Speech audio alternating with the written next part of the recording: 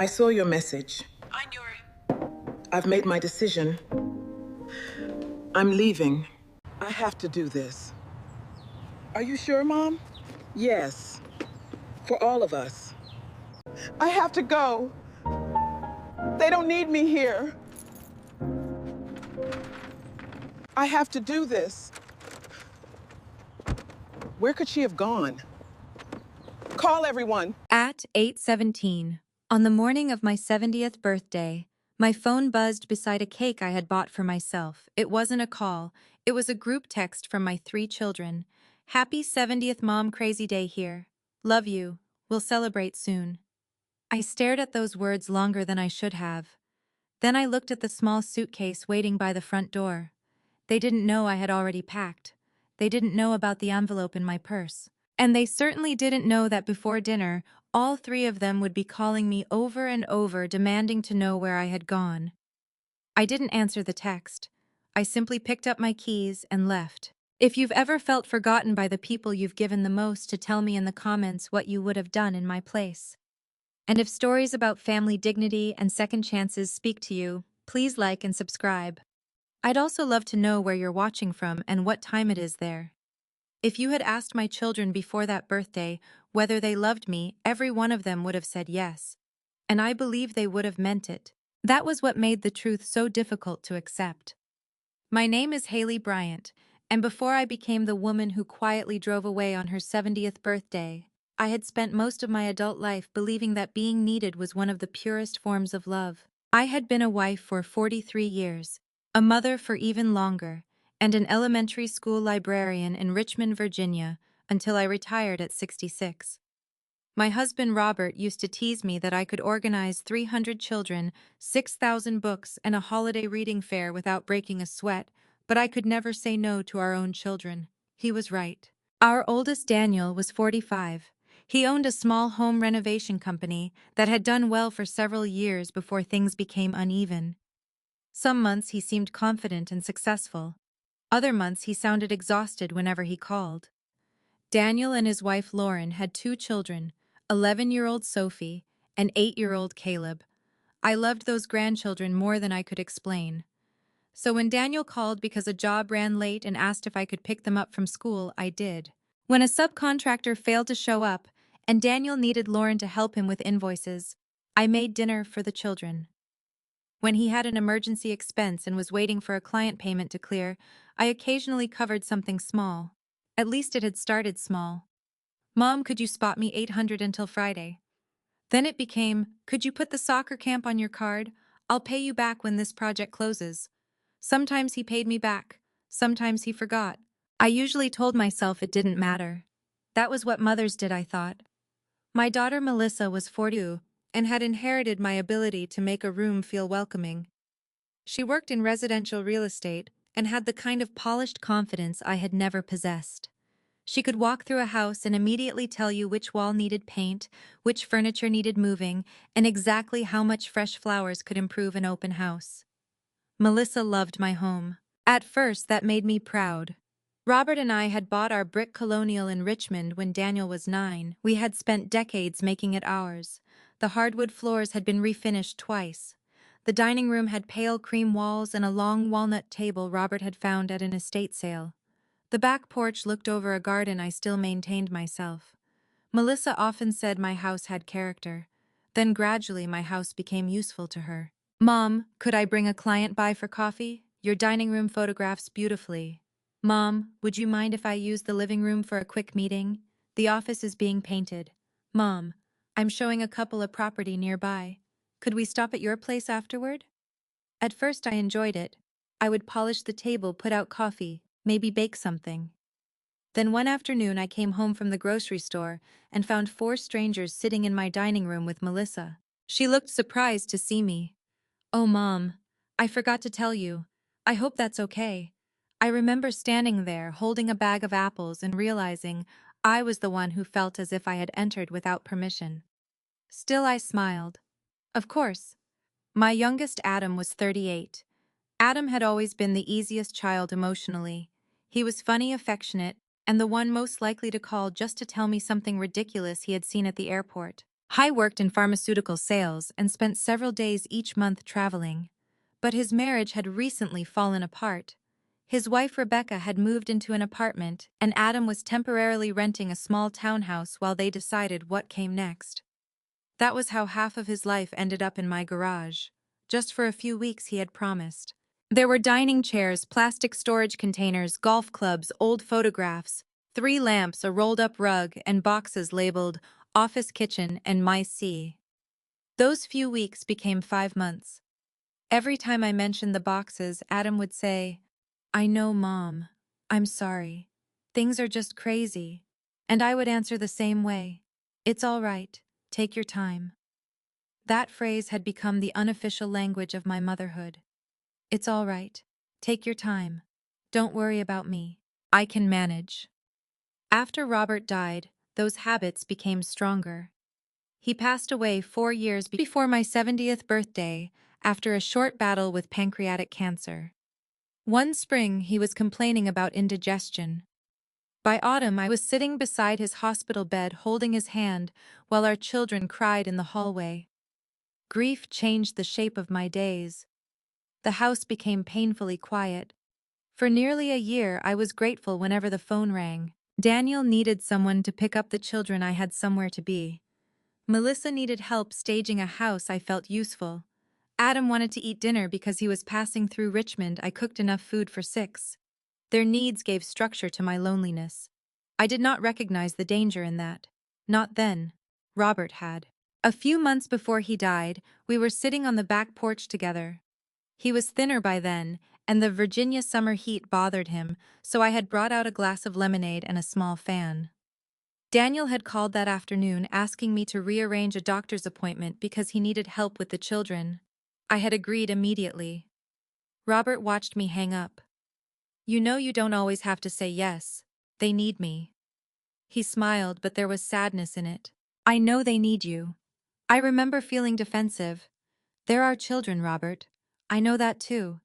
Then he reached over and put his hand on mine. "There's a difference between being needed and being valued, Hailey." I frowned. "That sounds awfully dramatic." "Maybe." He looked toward the backyard for a moment. "But someday when I'm not here, I don't want you measuring your worth by how many problems you can solve for everybody else." I hated when he talked that way. "Stop saying things like that. I'm serious. And I'm serious too." He squeezed my hand. "All right." That conversation should have stayed with me. Instead, I buried it along with 1,000 other things I wasn't ready to hear. After his, I became even more available.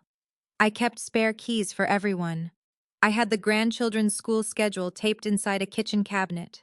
Melissa knew she could use the house if she needed it. Adam knew there was always space for his belongings. Daniel knew if things became difficult, I would probably find a way to help. None of them had sat down together and decided to take advantage of me. That would almost have been easier to understand. It happened slowly. A favor became a habit. A habit became an expectation. And an expectation eventually became something they stopped thanking me for. I began noticing the small things first. Daniel would text "Need you at school, pick up at 3" instead of asking whether I was free. Melissa would say, "I told them we could meet at your place," as though my home were part of her business. Adam would open the garage and leave another box without mentioning it. If I hesitated even briefly, there would be a pause. Not anger exactly, surprise, as though the possibility that I might have plans of my own had never occurred to them. Still, I made excuses. They were busy. They had careers. They had children. They were going through things I did not fully understand, and I was retired. What did I have to do that was so important? That was the question I quietly asked myself for years. I did not understand yet how dangerous that question was. Because by the time my 70th birthday approached, my children had grown so accustomed to my availability that none of them seemed to notice something simple. I had a life too. And for the first time since Robert died, I was beginning to wonder what would happen if I actually started living it. 3 weeks before my 70th birthday, I did something I almost never did. I tested my children. I wish I could say I was proud of that decision, but I wasn't. It felt childish at first, like setting a trap and waiting to see who stepped into it. But after years of reminding everyone about birthdays, anniversaries, school events, doctor appointments, and holiday plans, I wanted to know something very simple. Would anyone remember me without being reminded? My birthday fell on a Saturday that year. I had noticed the date months earlier and imagined without admitting it even to myself that perhaps the children would plan something special, not extravagant. I didn't need balloons, champagne, or a restaurant full of people singing to me. I would have been happy with dinner, a homemade cake, a card signed by my grandchildren. Maybe all three of my children sitting around the dining room table telling stories about their father. 70 felt important. Not because I was afraid of the number, but because reaching it made me aware of how quickly time had moved. When I turned 60, Robert had taken me to Charleston for a long weekend. We walked along the waterfront, ate seafood on a patio, and laughed when the wind nearly blew his hat into the harbor. He had promised me we would do something even better for 70. Neither of us had known he would never see it. So yes, I wanted the day to matter. I just didn't want to beg anyone to make it matter. The first person I asked was Daniel.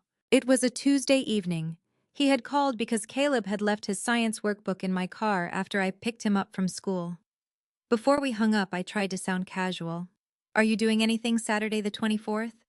There was a pause. The 24th, yes. I could hear him tapping on something, probably his phone calendar. I might have a client meeting. Why? My heart dipped a little. No reason. I was just wondering. Is something going on? There it was. On opening. I could have told him. I almost did. Instead, I said nothing important. He accepted that far too easily. Okay. If that meeting gets moved, I'll let you know. We hung up. I sat at the kitchen table staring at the phone. One child down, two to go. Melissa was next. I called her the following afternoon. She answered while driving, her voice coming through the car speakers. Mom, I've got about 5 minutes before I meet a client. I'll be quick. Are you free Saturday evening on the 24th Saturday? I heard the clicking sound of her turn signal. I think I have a charity dinner. Oh. Why again the opening? Again I didn't take it. I thought maybe we could get together. We can do another weekend, can't we? This month is insane. Of course. We'll figure something out. Something. That word stayed with me after the call ended. Not my birthday, not dinner, just something. Adam was the last. He called me that Friday morning while waiting for a flight in Atlanta. His voice was cheerful. Mom, you would not believe the man sitting across from me. He has been eating hard-boiled eggs for 20 minutes. I laughed despite myself. Adam always had that effect on me. We talked about nothing for a few minutes before I asked the same question. What are you doing Saturday the 24th? Next Saturday. Yes. I might drive up to DC. Some friends are getting together. Sounds nice. Why you need something? That question hurt more than I expected. Do you need something? Not are you celebrating something? Not is that your birthday? Just another task waiting to be assigned. No, I said quietly. I don't need anything. All right. Well, let me know if that changes. I almost laughed. It was so perfectly Adam. Kind, casual, oblivious. After we hung up, I walked into the living room and stood beside the bookshelf where Robert's photograph rested. It was taken on our 35th anniversary. He was wearing a navy jacket, and I had my head tilted against his shoulder. You would tell me I'm being stubborn, I said aloud. The house naturally offered no reply. I looked at him for another moment. Then the phone rang. The caller ID surprised me. Ruth Parker. Ruth and I had worked together at Oak Ridge Elementary for nearly 20 years. She had taught 4th grade while I ran the library. She was sharp, funny, and completely incapable of pretending she liked someone when she didn't. After retirement, she moved to Asheville, North Carolina to be closer to her sister. We still spoke every few months. Hailey Bryant, she said when I answered. Tell me you haven't become too glamorous to answer calls from old school teachers. I smiled immediately. Ruth Parker, you taught 4th grade for 32 years. Nothing frightens me more than you. That's better. We talked for nearly half an hour. Then she said I called for a reason. That sounds dangerous. It probably is. She told me she was organizing a week-long trip with 3 other women she had met through a widow's hiking and travel group. Nothing strenuous, she assured me. A lodge near Asheville, scenic drives along the Blue Ridge Parkway, a winery visit, a day in Hendersonville, dinner somewhere with live music, and before you say no, she added, we're not climbing mountains. One of us has a knee replacement, and another travels with enough blood pressure medication to open a pharmacy. I laughed. When the 24th, my smile disappeared. My birthday. I know. That caught me off guard. You remembered? Of course I remembered. You spent 20 years telling everyone your birthday was exactly 3 weeks after mine because you claimed Libras were more interesting than Virgos. I laughed again, but something inside me tightened. Ruth remembered. My own children had looked at the date and seen nothing. You should come, she said. I don't know. Why, the kids might have something planned. There was a brief silence. Do they? I'm sure they will. That was not an answer, and Ruth knew it. She had always been good at hearing the space between words. Have they mentioned anything? No. Have you asked? Not directly. Hailey, I don't want to commit and then disappoint them if they've planned something. Ruth sighed. Not impatiently. Sadly. You know what I learned after George died? Her husband had been gone nearly 7 years. What? I spent 2 years leaving every weekend open in case my daughters wanted to visit. I said nothing. They rarely did. Not because they didn't love me. They had lives. But every Friday I would think maybe this weekend. Maybe someone will call. Maybe someone will need me. Her voice softened. And one day I realized I had made myself permanently available for invitations that hadn't been sent. That sentence landed somewhere deep. I looked through the kitchen window at the hydrangeas moving in the breeze. Ruth continued, don't leave your life empty just in case someone else decides to show up. For several seconds I couldn't speak. It sounded painfully close to something Robert might have said. I'm not leaving my life empty, I said finally. Then come, I need to think about it. Fine, she knew better than to push. Then she added, I'll keep one room open until Monday. After we hung up, I remained at the table. My calendar lay near the fruit bowl. Saturday the 24th was circled lightly in pencil. Hailey, 70. I ran my finger over the words. For years my calendar had been filled with everyone else. Caleb's school play, Sophie's dentist appointment, Melissa's open house, Daniel needs pickup, Adam storing furniture, Robert's oncology visits once upon a time. So many lives, so many obligations. And now there was one square with my own name written inside it. I picked up a pencil. Under Hailey, I wrote 2 words. Blue Ridge. Then I stared at the question mark. I wasn't ready to erase it. But for the first time, I wasn't ready to erase myself either. Once I wrote Blue Ridge on the calendar, something changed, not dramatically.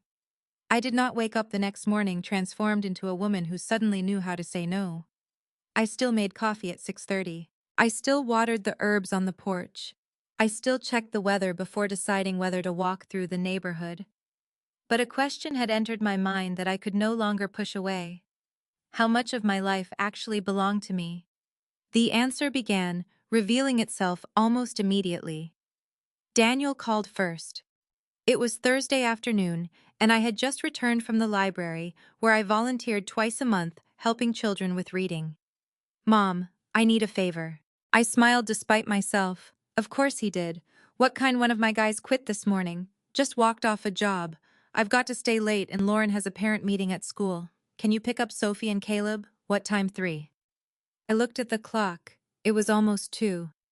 Daniel. I just got home. I know. I'm sorry. I wouldn't ask unless I was desperate. That sentence had been powerful for years. Desperate meant I was necessary. Necessary meant I was loved. At least that was how I had translated it. I glanced at the stack of library books I had planned to return that afternoon and the grocery list on the counter. Then I heard Robert's voice in my memory. There's a difference between being needed and being valued. I can do it today, I said, but next time I need more notice. There was a tiny silence. Not gratitude. Surprise. Sure. Yeah. Of course. It was such a small boundary that I almost felt foolish for noticing it. But I did notice. The next morning Melissa called. Mom, I have a weird question. That usually meant she already knew what she wanted. What is it? I have two clients coming in from Northern Virginia. They're looking at properties near you, and the office conference room is being used all afternoon. I waited. She continued. Could I use your dining room around 11? I looked toward the room in question. Sunlight came through the front windows and landed across the walnut table. Robert had restored himself. Melissa, I have plans. What plans? There was no hostility in her voice. Just surprise again. I'm meeting a friend for lunch. What time? 11:30. Oh, perfect. We'll be gone by then. I almost said yes automatically. Then something inside me resisted. No. I don't want people here while I'm getting ready to leave. Another silence. Longer this time. Okay. She sounded confused. Is something wrong? No. You're sure? Yes. Because normally you don't mind. There it was. Normally. I know, I said. Today I do. Melissa laughed lightly, but it had an uncomfortable edge. Okay, Mom. No problem. After we hung up, I stood there with the phone in my hand. I had said no. The ceiling had not collapsed. Melissa had survived. So had I. That same evening Adam came by. He had not called first. I heard the garage door open from the kitchen and assumed it was Daniel returning something. When I walked outside, Adam was dragging another plastic storage bin toward the already crowded wall. What's that? He looked up. Oh, just some kitchen stuff from the townhouse. You're adding more, only temporarily. I folded my arms. Adam, you said everything was temporary 5 months ago. He sighed. I know. The separation is messy. I understand that. I just don't know where else to put it. I looked at the boxes, the lamps, the rolled rug, the golf clubs, the chair with one leg sticking awkwardly into the walkway. How much longer? He stared at me. What? How much longer do you need the garage? He looked genuinely stunned. You need the space, I might. For what? The question irritated me more than it should have. Why did I need a justification? It's my garage. Adam blinked. Then he laughed softly. Okay. Wow. What does that mean? Nothing. You've just been different lately. Different. It was the second time in 2 days one of my children had reacted to a simple boundary as though I had begun behaving strangely. I said nothing. Adam put the storage bin down. I'll figure something out soon. Thank you. He leaned forward and kissed my cheek. I'm not trying to take advantage of you, Mom. I softened. I know. And I did know.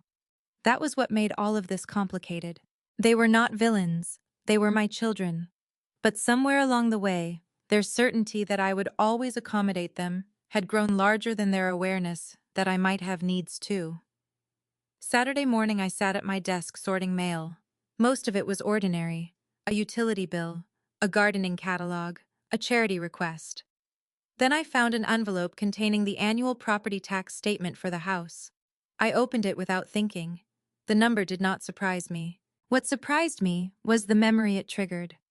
Melissa had been sitting at my kitchen island about 2 months earlier, drinking coffee and talking about a complicated estate sale she was handling.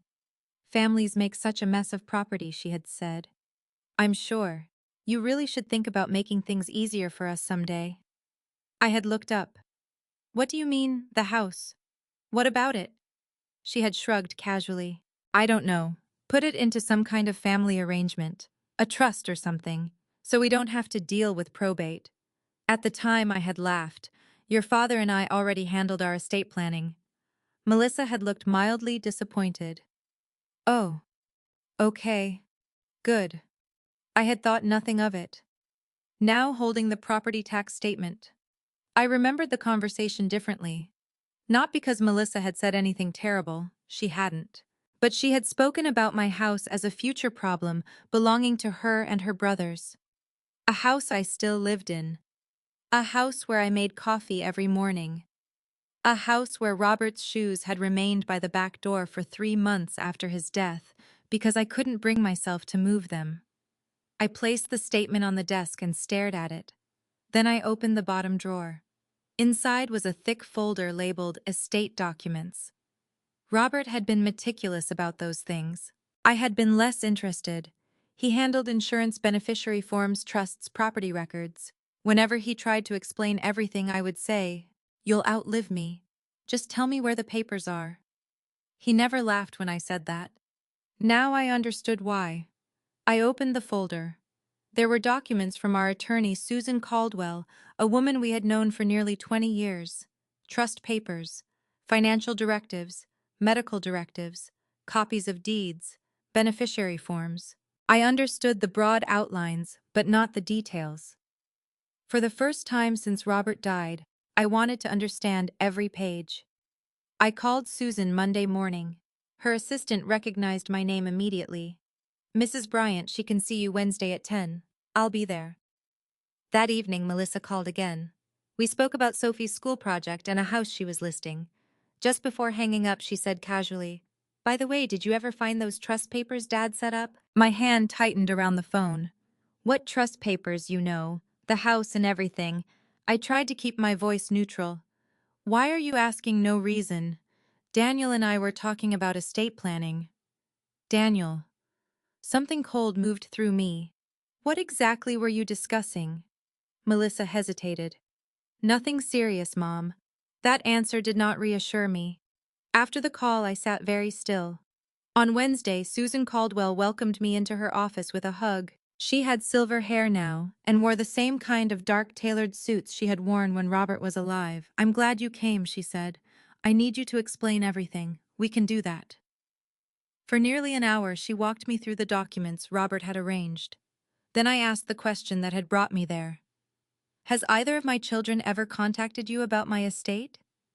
Susan's expression changed, only slightly, but enough. I felt my stomach tighten. "All three have," she said. I stared at her. "All three," she nodded, separately. The room suddenly felt much colder. "What did they ask?" Susan folded her hands on the desk. "That," she said carefully, "is probably something we should discuss in detail." And in that moment, my birthday stopped feeling like the only thing my children had forgotten. Susan did not rush to fill the silence. That was one of the things I had always respected about her. She understood that sometimes the hardest information needed room to land before more words were added on top of it. I sat across from her desk with my hands folded tightly in my lap. "All three of them?" I asked again. "Yes. Daniel, Melissa, and Adam, yes. Together, numbers separately." That somehow made it worse. If they had called Susan together after some family conversation about estate planning, I might have been able to explain it away.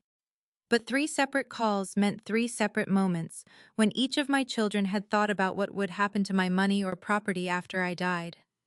I swallowed. "Start with Daniel." Susan nodded. "His call was about 6 months ago." 6 months. That was longer than I expected. What did he ask? I was careful. He didn't ask for balances or confidential information. I wouldn't have given him any. I know. He asked a hypothetical question about whether a parent's primary residence could be exposed to business creditors if that parent ever guaranteed a loan or helped secure financing. My chest tightened. He asked about my house. "He never used your address." But based on the conversation, I believed that was what he meant. I stared at the edge of her desk. Daniel's renovation company had been struggling. I knew that. But he had never asked me to guarantee a loan. At least not yet. Did he say why? Susan's expression remained measured. He said he was exploring options for restructuring some business obligations and wanted to understand how family assets worked. Family assets. The words tasted bitter. "My house is not a family asset." "I agree." I looked up sharply. "Did you tell him that?" "I told him that any property solely or legally controlled by you is yours, and that no future inheritance should be treated as available financing." That should have comforted me. Instead, it made me wonder why the warning had been necessary. What about Melissa? Her call was more recent, about 3 months ago. I almost laughed. That matched the timing of her casual kitchen conversation about making things easier someday.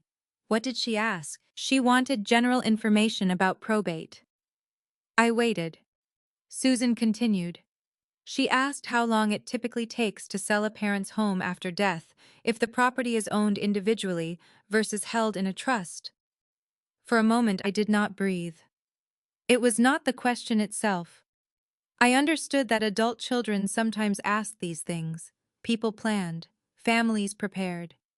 But Melissa had never once asked me whether I intended to stay in the house for the rest of my life. She had never asked whether I might sell it and travel, or move somewhere smaller, or leave it to a charity.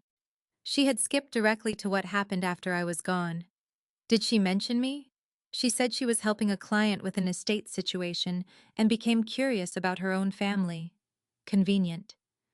Susan gave me a sympathetic look, but did not agree. She did not need to. And Adam? Adam called last month. My heart sank. Adam had been the one I most wanted to excuse. What did he ask? He asked whether beneficiaries could access investment accounts immediately after someone died, or whether they had to wait until an estate was settled. I closed my eyes. For several seconds, all I could hear was the faint hum of the air conditioning. Finally, I said, "Was he asking about my investments?" He didn't say. "But you thought he was." "I thought it was possible." I opened my eyes. "Why didn't you tell me?" Susan leaned forward slightly. "Because none of them asked me to do anything improper. They did not request documents, account numbers, or changes to your estate. They asked general legal questions. So legally they did nothing wrong. Correct. But morally," Susan paused.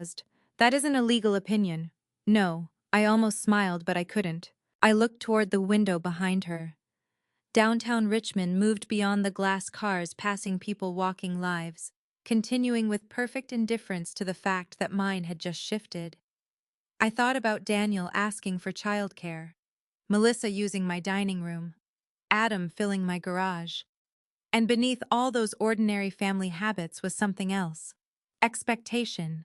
Not necessarily cruelty, not even greed in its ugliest form, just certainty. A quiet assumption that one day, what belonged to me would belong to them.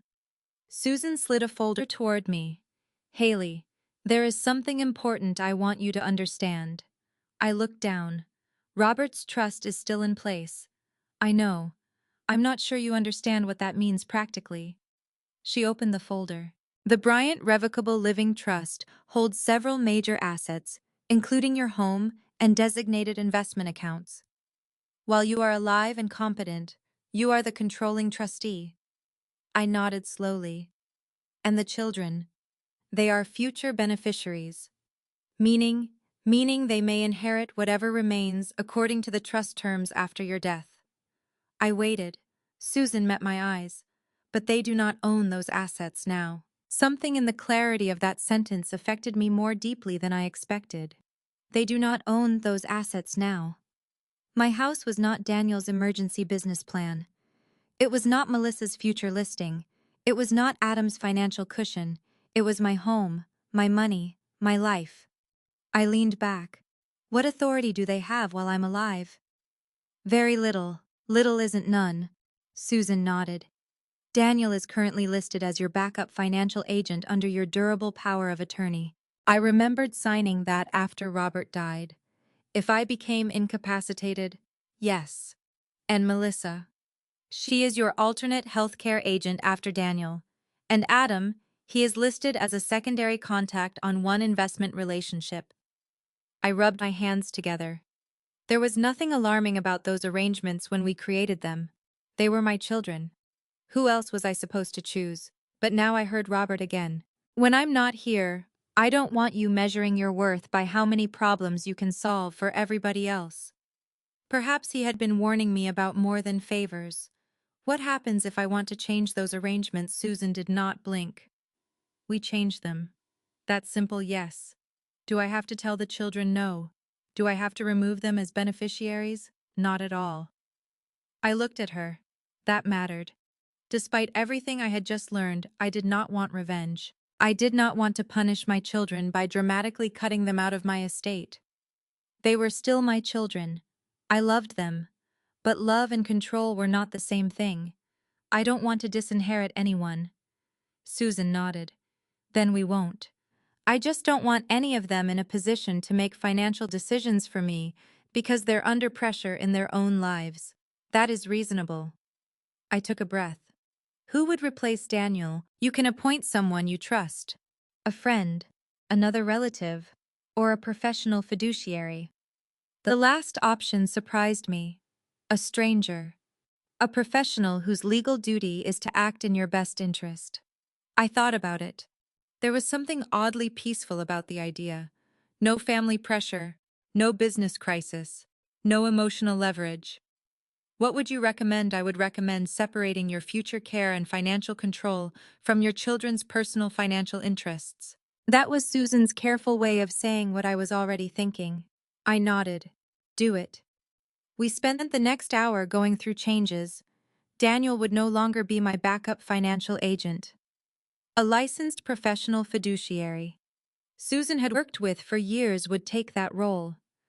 I also changed the emergency contact on one of my investment accounts from Adam to Susan's office until the fiduciary arrangements were finalized. For health care decisions, I kept Melissa as an alternate for the moment, because I still trusted her judgment in a medical crisis. But Susan and I agreed to review that separately. Then she asked one final question. Are you comfortable keeping all 3 children as beneficiaries under the trust? I looked at the pages in front of me. Yes, she studied me. You're sure? Yes, I meant it. Whatever remained after I had lived my life, I was willing to leave to them. But that was the point. After I lived my life, not before. I gathered the papers into the folder. At the office door, Susan stopped me. Hailey. Yes.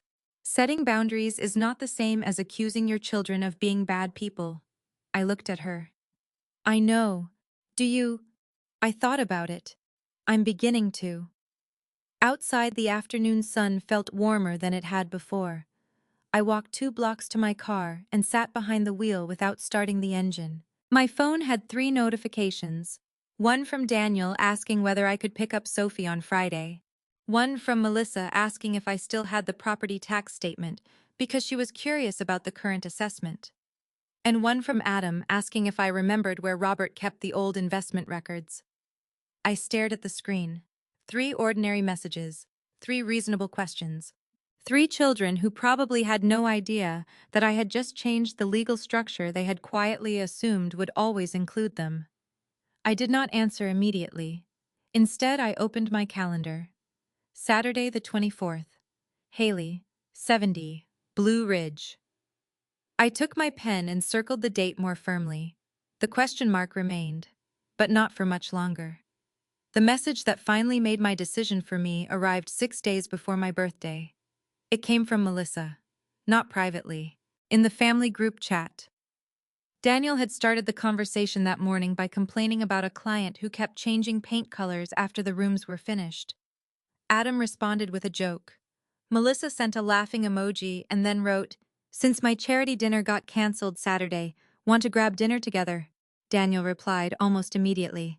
"Works for me." Adam wrote, "I'm probably not doing DC anymore. I'm in." I stared at the screen. Saturday, the 24th, my 70th birthday. For several seconds, I genuinely believed someone was about to notice. Maybe Daniel would write, "Wait, isn't that Mom's birthday?" Maybe Adam would suddenly remember why I had asked whether he was going to Washington. Maybe Melissa would realize why I had called her 3 weeks earlier. I waited. The typing bubbles appeared. Melissa wrote, where Daniel answered Romano's. My breath caught. Of all the restaurants in Richmond, he had chosen Romano's.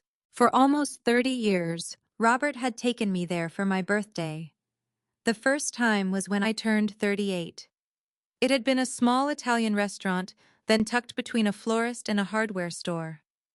The walls were covered with framed photographs of Rome and Florence, and the owner, Mr. Romano, walked from table to table, greeting customers as though they were relatives. Robert loved the chicken marsala. I always ordered the same thing: eggplant parmesan, a glass of red wine, and tiramisu if I had room. By my 50th birthday, the waiters knew us. By my 60th, Robert had arranged for our children to surprise me there. I still had a photograph from that evening. Daniel standing behind my chair. Melissa leaning against Robert. Adam making rabbit ears behind his brother's head. Me laughing so hard my eyes were closed. Romano's wasn't simply a restaurant. It was a family memory. And now my children were casually planning dinner there on my 70th birthday, without me. Adam replied, Romano's sounds good. Melissa wrote 7 Daniel perfect. I placed the phone face down on the kitchen counter. That hurt more than the forgotten birthday itself. If they had chosen some new restaurant across town, I could have told myself they simply didn't connect the date. But Romano's had all those years meant nothing. I walked into the dining room and stood beside the long walnut table. Robert's chair was still at the head. I rarely sat in it.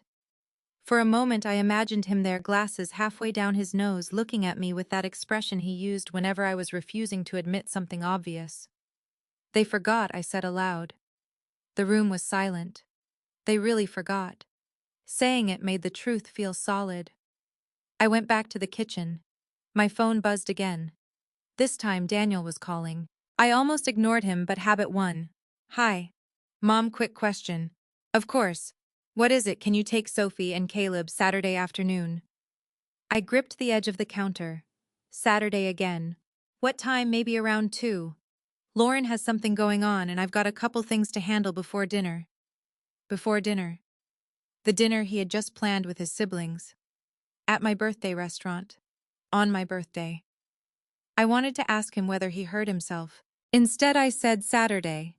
Yeah. There was a brief pause. You doing anything? That question struck me harder than anger would have. You doing anything? 3 weeks earlier I had asked him if he was free that same date. He had looked at his calendar. He had seen the number 24. Still nothing. I looked at the calendar hanging beside the refrigerator. Hailey, 70, Blue Ridge. The question mark suddenly looked ridiculous. Yes, I said. Daniel sounded surprised. Oh, I think I am. What are you doing? For years I would have explained immediately. I would have listed the details, offered alternatives, apologized for being unavailable. That day I didn't. I have plans. A longer pause. Okay. He sounded genuinely confused. Then he added, Can you maybe take them Sunday instead? No. The word came out calmly. I already have something planned then too. Wow. Busy weekend. There was a teasing note in his voice. I almost told him, Daniel, it's my 70th birthday. Instead, I heard Ruth's words. Don't leave your life empty just in case someone else decides to show up. I suppose it is, I said. After we hung up, I stood very still. That should have been the moment I became angry. Instead, I felt something closer to grief. There is a particular kind of pain that comes when people forget something you believe they should remember. You begin negotiating with yourself. Maybe they're planning a surprise. Maybe they're pretending. Maybe someone will realize tomorrow. Maybe I should remind them. I spent the next several hours doing exactly that. I invented explanations that protected them. Daniel was stressed about the business. Melissa handled dozens of dates for clients. Adam was dealing with a separation. Nobody meant to hurt me. All of that was probably true. But another truth existed beside it. I remembered their lives. They had stopped remembering mine. That evening, Melissa called. I almost laughed when I saw her name. For one foolish second, I thought she had finally realized. Instead, she said, Mom, do you still have that blue serving platter? Yes. Could I borrow it Sunday? Probably. Thanks. Oh, and are you home Saturday? I closed my eyes. Why, I might swing by before dinner. I left a folder in your study last time I was there. You mean the folder from your client meeting? Yes. The meeting I asked you not to have here. Another pause. Mom, that was weeks ago. I remember. She laughed awkwardly. You're really holding on to that. I'm not holding on to anything. I'm answering your question. So will you be home? No. Where are you going again? That strange expectation that my whereabouts required explanation. I have plans. What plans? Personal ones. Melissa became quiet. You've been acting different, so everyone keeps telling me. I'm just saying you're suddenly being secretive. I nearly smiled. Secretive. Apparently privacy looked suspicious when a woman had spent years making herself permanently accessible. I'm not being secretive, I said. I'm simply not available Saturday. Well, okay. Then almost as an afterthought she added, have fun. I intend to. That was the first time I said it and truly meant it. After the call ended, I poured myself a glass of wine and walked onto the back porch. The evening was warm, cicadas buzzed in the trees. Somewhere nearby, a lawnmower started then stopped. I thought about birthdays. For decades, I had treated birthdays as proof that people mattered. I decorated cakes. I mailed cards. I remembered favorite meals. When Daniel turned 40, I spent weeks collecting photographs for an album. When Melissa turned 40, I hosted 22 people in my backyard. When Adam turned 35 during the pandemic, I organized a video call with friends from 4 different states. I did those things because I loved them. But somewhere inside that love, I had created an expectation of my own. I believed they would someday do the same for me. Maybe that expectation was unfair. Maybe love should not be a ledger. But remembering your mother's 70th birthday did not feel like too much to ask. I took out my phone. Ruth's number was still near the top of my recent calls. I tapped it. She answered on the second ring. If this is about canceling, she said, I'm hanging up. I laughed. It isn't. Oh, I looked through the trees toward the fading sky. I'm coming. There was silence for half a second. Then Ruth shouted. Finally, I laughed harder than I had in days. I'll drive down Saturday morning. Your room is still available. Good. You sure I thought about the family group chat? Romano's, 7 o'clock. The restaurant where my husband had celebrated my birthdays for almost 30 years. Yes, I said. I'm sure. After we hung up, I returned to the kitchen and opened my calendar. Blue Ridge. I uncapped my pen.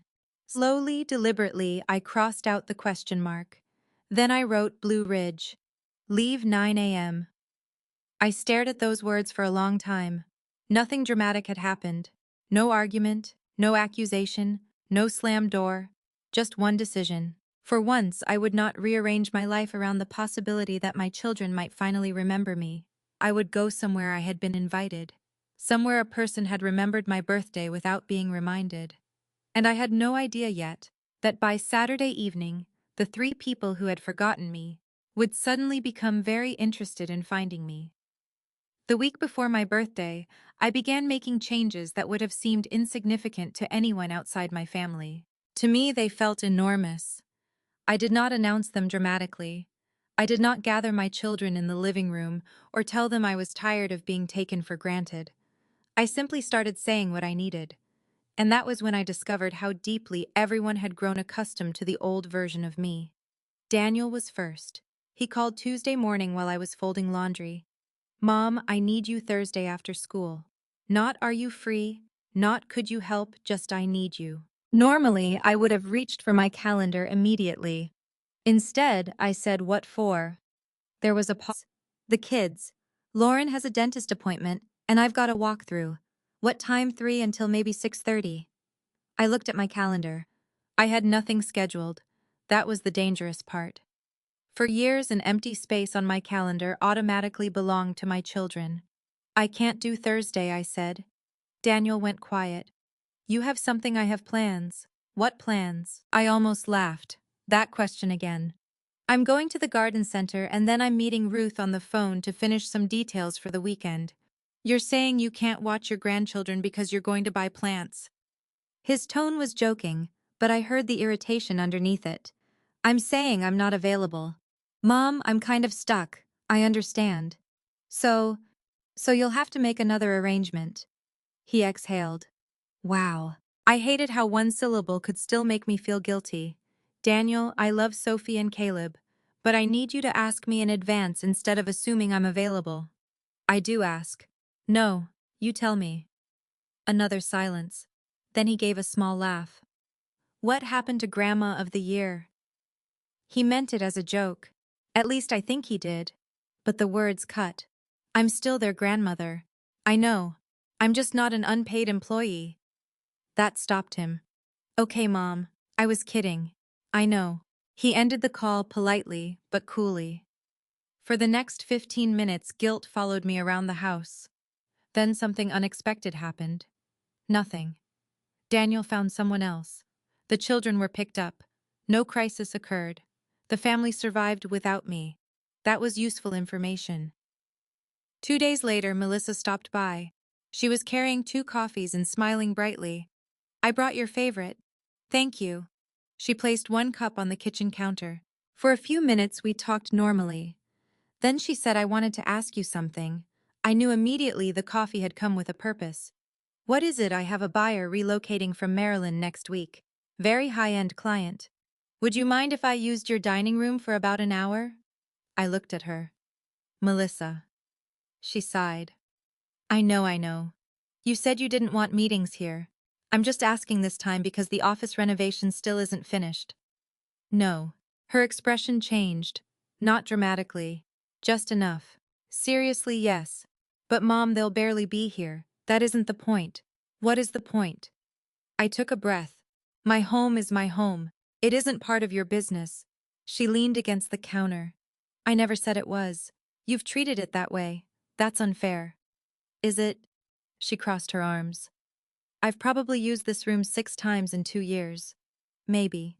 And you always said yes. That doesn't mean I have to keep saying yes. She stared at me. Then her voice softened. Are you okay? I almost smiled. There it was again. The idea that a boundary must be evidence of a problem. I'm fine. You've just been acting strange. Different. Well, yes. Because I said no. Because you're suddenly changing everything. Maybe some things needed changing.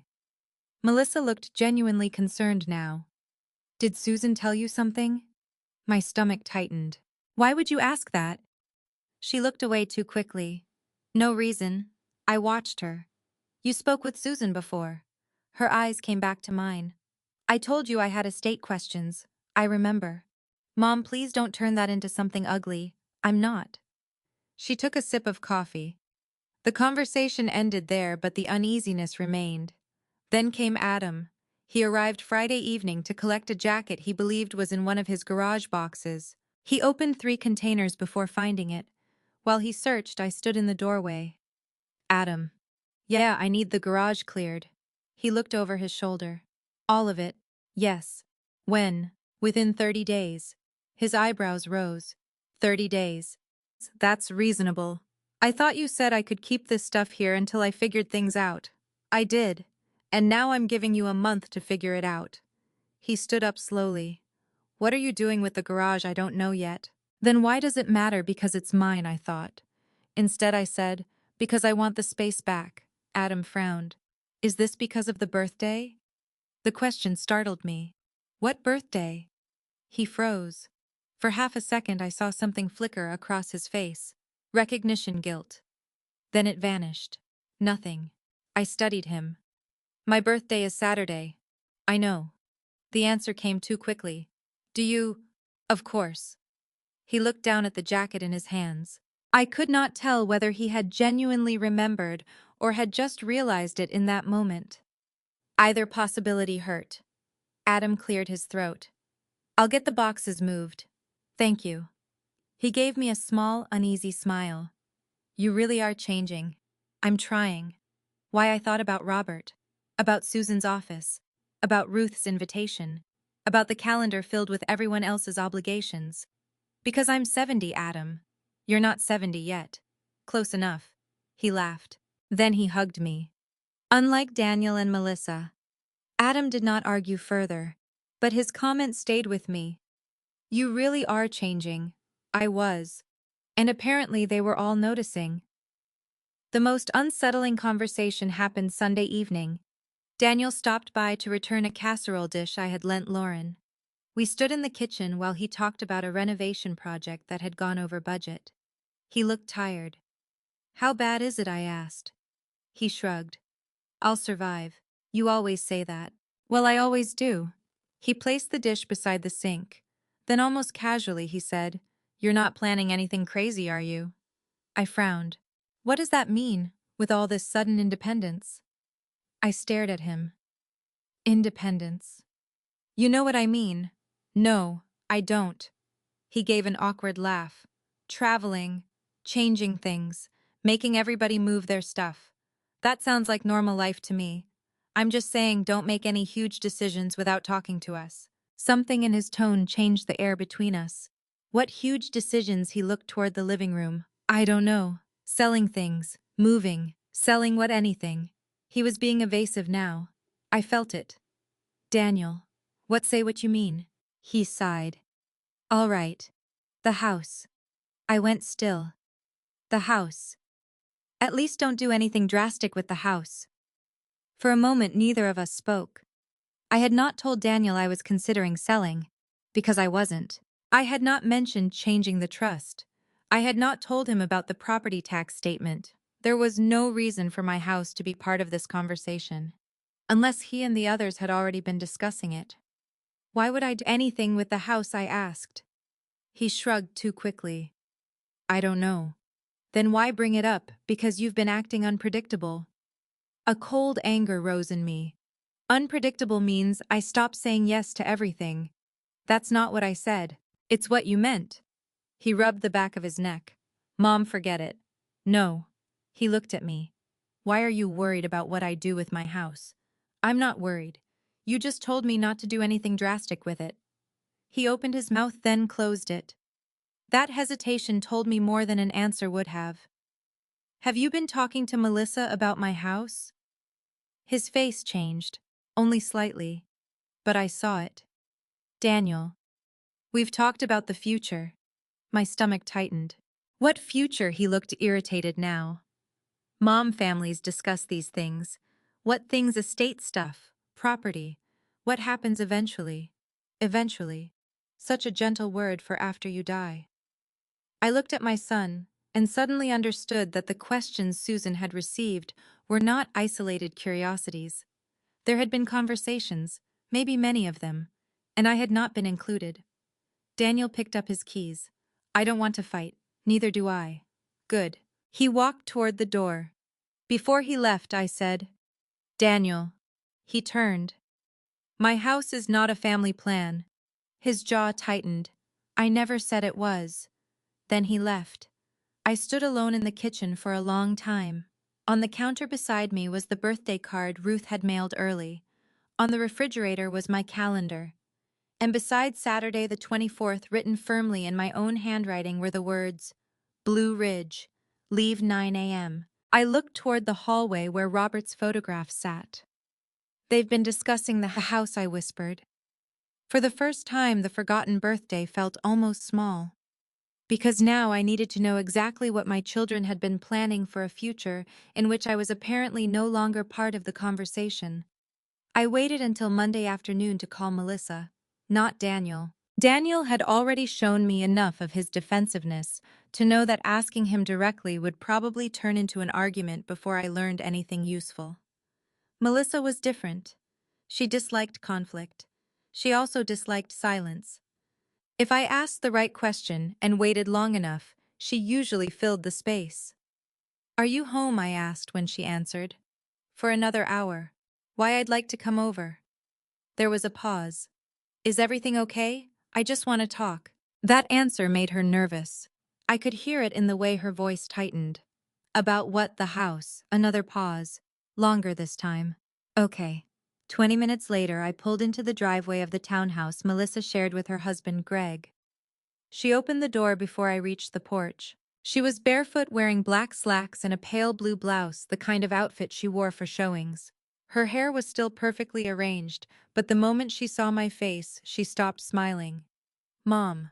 Hi. She stepped aside. Come in. I followed her to the kitchen. For once, she did not offer coffee. We sat across from each other at the breakfast table. I put my purse beside my chair. Melissa folded her hands. What happened? I talked to Daniel. Her expression changed immediately. About what? You know what? No, I don't. I looked at her. Melissa. She exhaled. If this is about what he said regarding the house, he made it sound worse than it is. That was all I needed. So you have been discussing it. Her eyes dropped.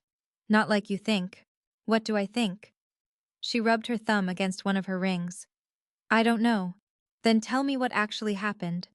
Mom, please don't turn this into some huge betrayal. I haven't accused you of anything. You're looking at me like I've done something terrible. I'm looking at you like a mother who has discovered her children have been discussing what to do with her home after she dies. The word dies made her flinch. Don't say it like that. How should I say it? She stood suddenly and walked to the counter. This is exactly why people avoid these conversations. I almost laughed. People? She turned. Families. Adult children. Everyone has to think about what happens eventually. There's that word again. What word eventually? Melissa sighed. Mom. No. I want to understand. Daniel told me the three of you have talked about my house. Susan told me all three of you contacted her separately, so I'm asking you directly. What have you been discussing? For several seconds she said nothing, then she sat down again. It started after Dad died. That surprised me. 4 years ago, not right away, when maybe a year later. I felt something heavy settle in my chest. Go on. She looked uncomfortable. Daniel said the house had probably increased a lot in value. That's all. That's how it started. Yes. And then we talked about what would happen one day. What would happen to what the property? My home. Yes. She said it quietly. I leaned back. And what conclusions did you reach, Mom? There were no conclusions. Melissa. She closed her eyes for a moment. Then she said, Daniel has always wanted to keep it. Keep it. He said maybe eventually he could buy Adam and me out. I stared at her. He wants to buy you out of my house someday. And you… She hesitated. I thought selling it would probably make more sense. I felt as though the room had tilted slightly. You thought selling my house would make more sense, if we inherited it. But I'm still living in it. I know that. Do you? Her face tightened. Of course I do. Because you're sitting here explaining how the three of you might divide something I haven't finished living in yet. That's not fair. Then help me understand what is fair about it. She looked away. I pressed on. What did Adam want? He didn't care, meaning he said if the house was sold he'd just take his share. His share. The words landed harder than I expected. For years I had thought of that house as the place where my children grew up. Apparently, somewhere along the way, they had begun thinking of it as 3 future portions. I clasped my hands to stop them trembling. What is the house worth? Melissa looked at me sharply. I don't know. You're a real estate agent. That doesn't mean I've formally valued it. But you have an idea. She hesitated. Probably around 900,000. Maybe more depending on the market. I felt a coldness spread through me. Have you discussed that number with Daniel? Silence. That's a yes. We talked generally. How generally? She rubbed her forehead. Mom, please. No. I have been patient all morning. I deserve the truth. She stared at me. Finally, she said, Daniel thought his portion might eventually give him enough flexibility to expand the company. There it was. Not just grief planning, not just responsible estate conversation. They had attached future purposes to money that did not belong to them. And you… Melissa's eyes filled slightly. I thought my portion could help Greg and me pay down the mortgage. I nodded slowly. At least you're being honest. I never asked you for anything. No. You just planned around it. That's not the same thing, isn't it? She looked wounded. Mom, everyone talks about these things. The sentence made something inside me go completely still. Everyone. Yes. People discuss inheritance, property, what happens when parents are gone. It's uncomfortable, but it's normal. Maybe. I leaned toward her. But do you know what I want? She blinked. What? What do I want? I don't understand. With the house. With my money. With the next 10 years. Maybe 20 if I'm lucky. Melissa opened her mouth. Nothing came out. I waited. She looked down at the table. I suppose you want to stay there. You suppose. I mean, you've never said otherwise. Have you ever asked? No answer. Have Daniel or Adam ever asked whether I might want to travel? Sell the house, move somewhere smaller. Leave money to the library. Help the grandchildren while I'm still alive. Spend every dollar on cruises and good wine. Despite herself, Melissa gave a tiny nervous laugh. Then she realized I wasn't joking. I don't know. That is the problem. Her eyes finally met mine. For the first time since I arrived, she looked ashamed. Not defensive, not annoyed. Ashamed. We weren't trying to push you out. I know. We weren't waiting for you to die. I hope not. Mom. Her voice cracked. I softened, but only slightly. I don't think you are bad people, Melissa. That would be easier. I think you have become so comfortable imagining what comes after me that you stopped noticing I am still here. Tears appeared in her eyes. That sounds horrible. It feels horrible. She wiped one cheek. I'm sorry. I wanted to accept the apology immediately, the old Hailey would have. She would have crossed the table, hugged her daughter, and spent the next 10 minutes making Melissa feel better about hurting her. I did not do that. Instead, I said thank you. She looked surprised. I stood. Are you leaving? Yes. Mom, wait. Are you leaving? Yes. Mom, wait. I picked up my purse. I don't want you thinking we only care about money. I don't. That was the truth.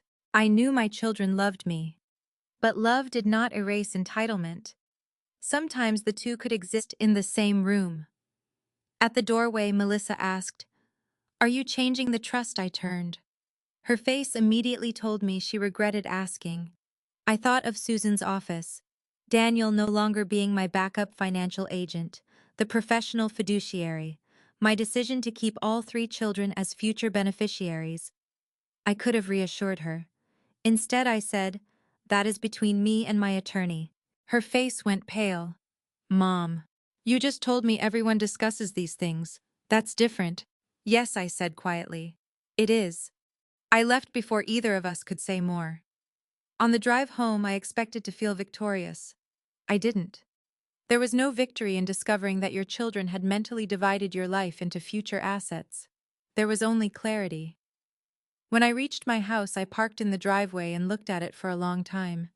The brick walls, the white shutters, Robert's rose bushes, the upstairs window where Daniel once waited for Santa, the dining room where Melissa practiced a wedding toast, the garage now filled with Adam's boxes. To them it had become an inheritance. To me it was still home. And in 5 days I would turn 70. For the first time I understood exactly what I wanted for that birthday. Not a party, not flowers, not even an apology. I wanted one full day in which nobody treated my time, my home, or my future as though it already belonged to them. I went inside, opened the hall closet, and pulled down my suitcase. This time I did not put it back. I woke before sunrise on the morning I turned 70. For a few seconds I stayed beneath the covers and listened to the house. The refrigerator humming downstairs, a truck passing on the street, birds beginning somewhere beyond the backyard. Nothing unusual. And yet the day felt different before I even opened my eyes. 70. I had expected the number to frighten me. Instead, it made me strangely calm.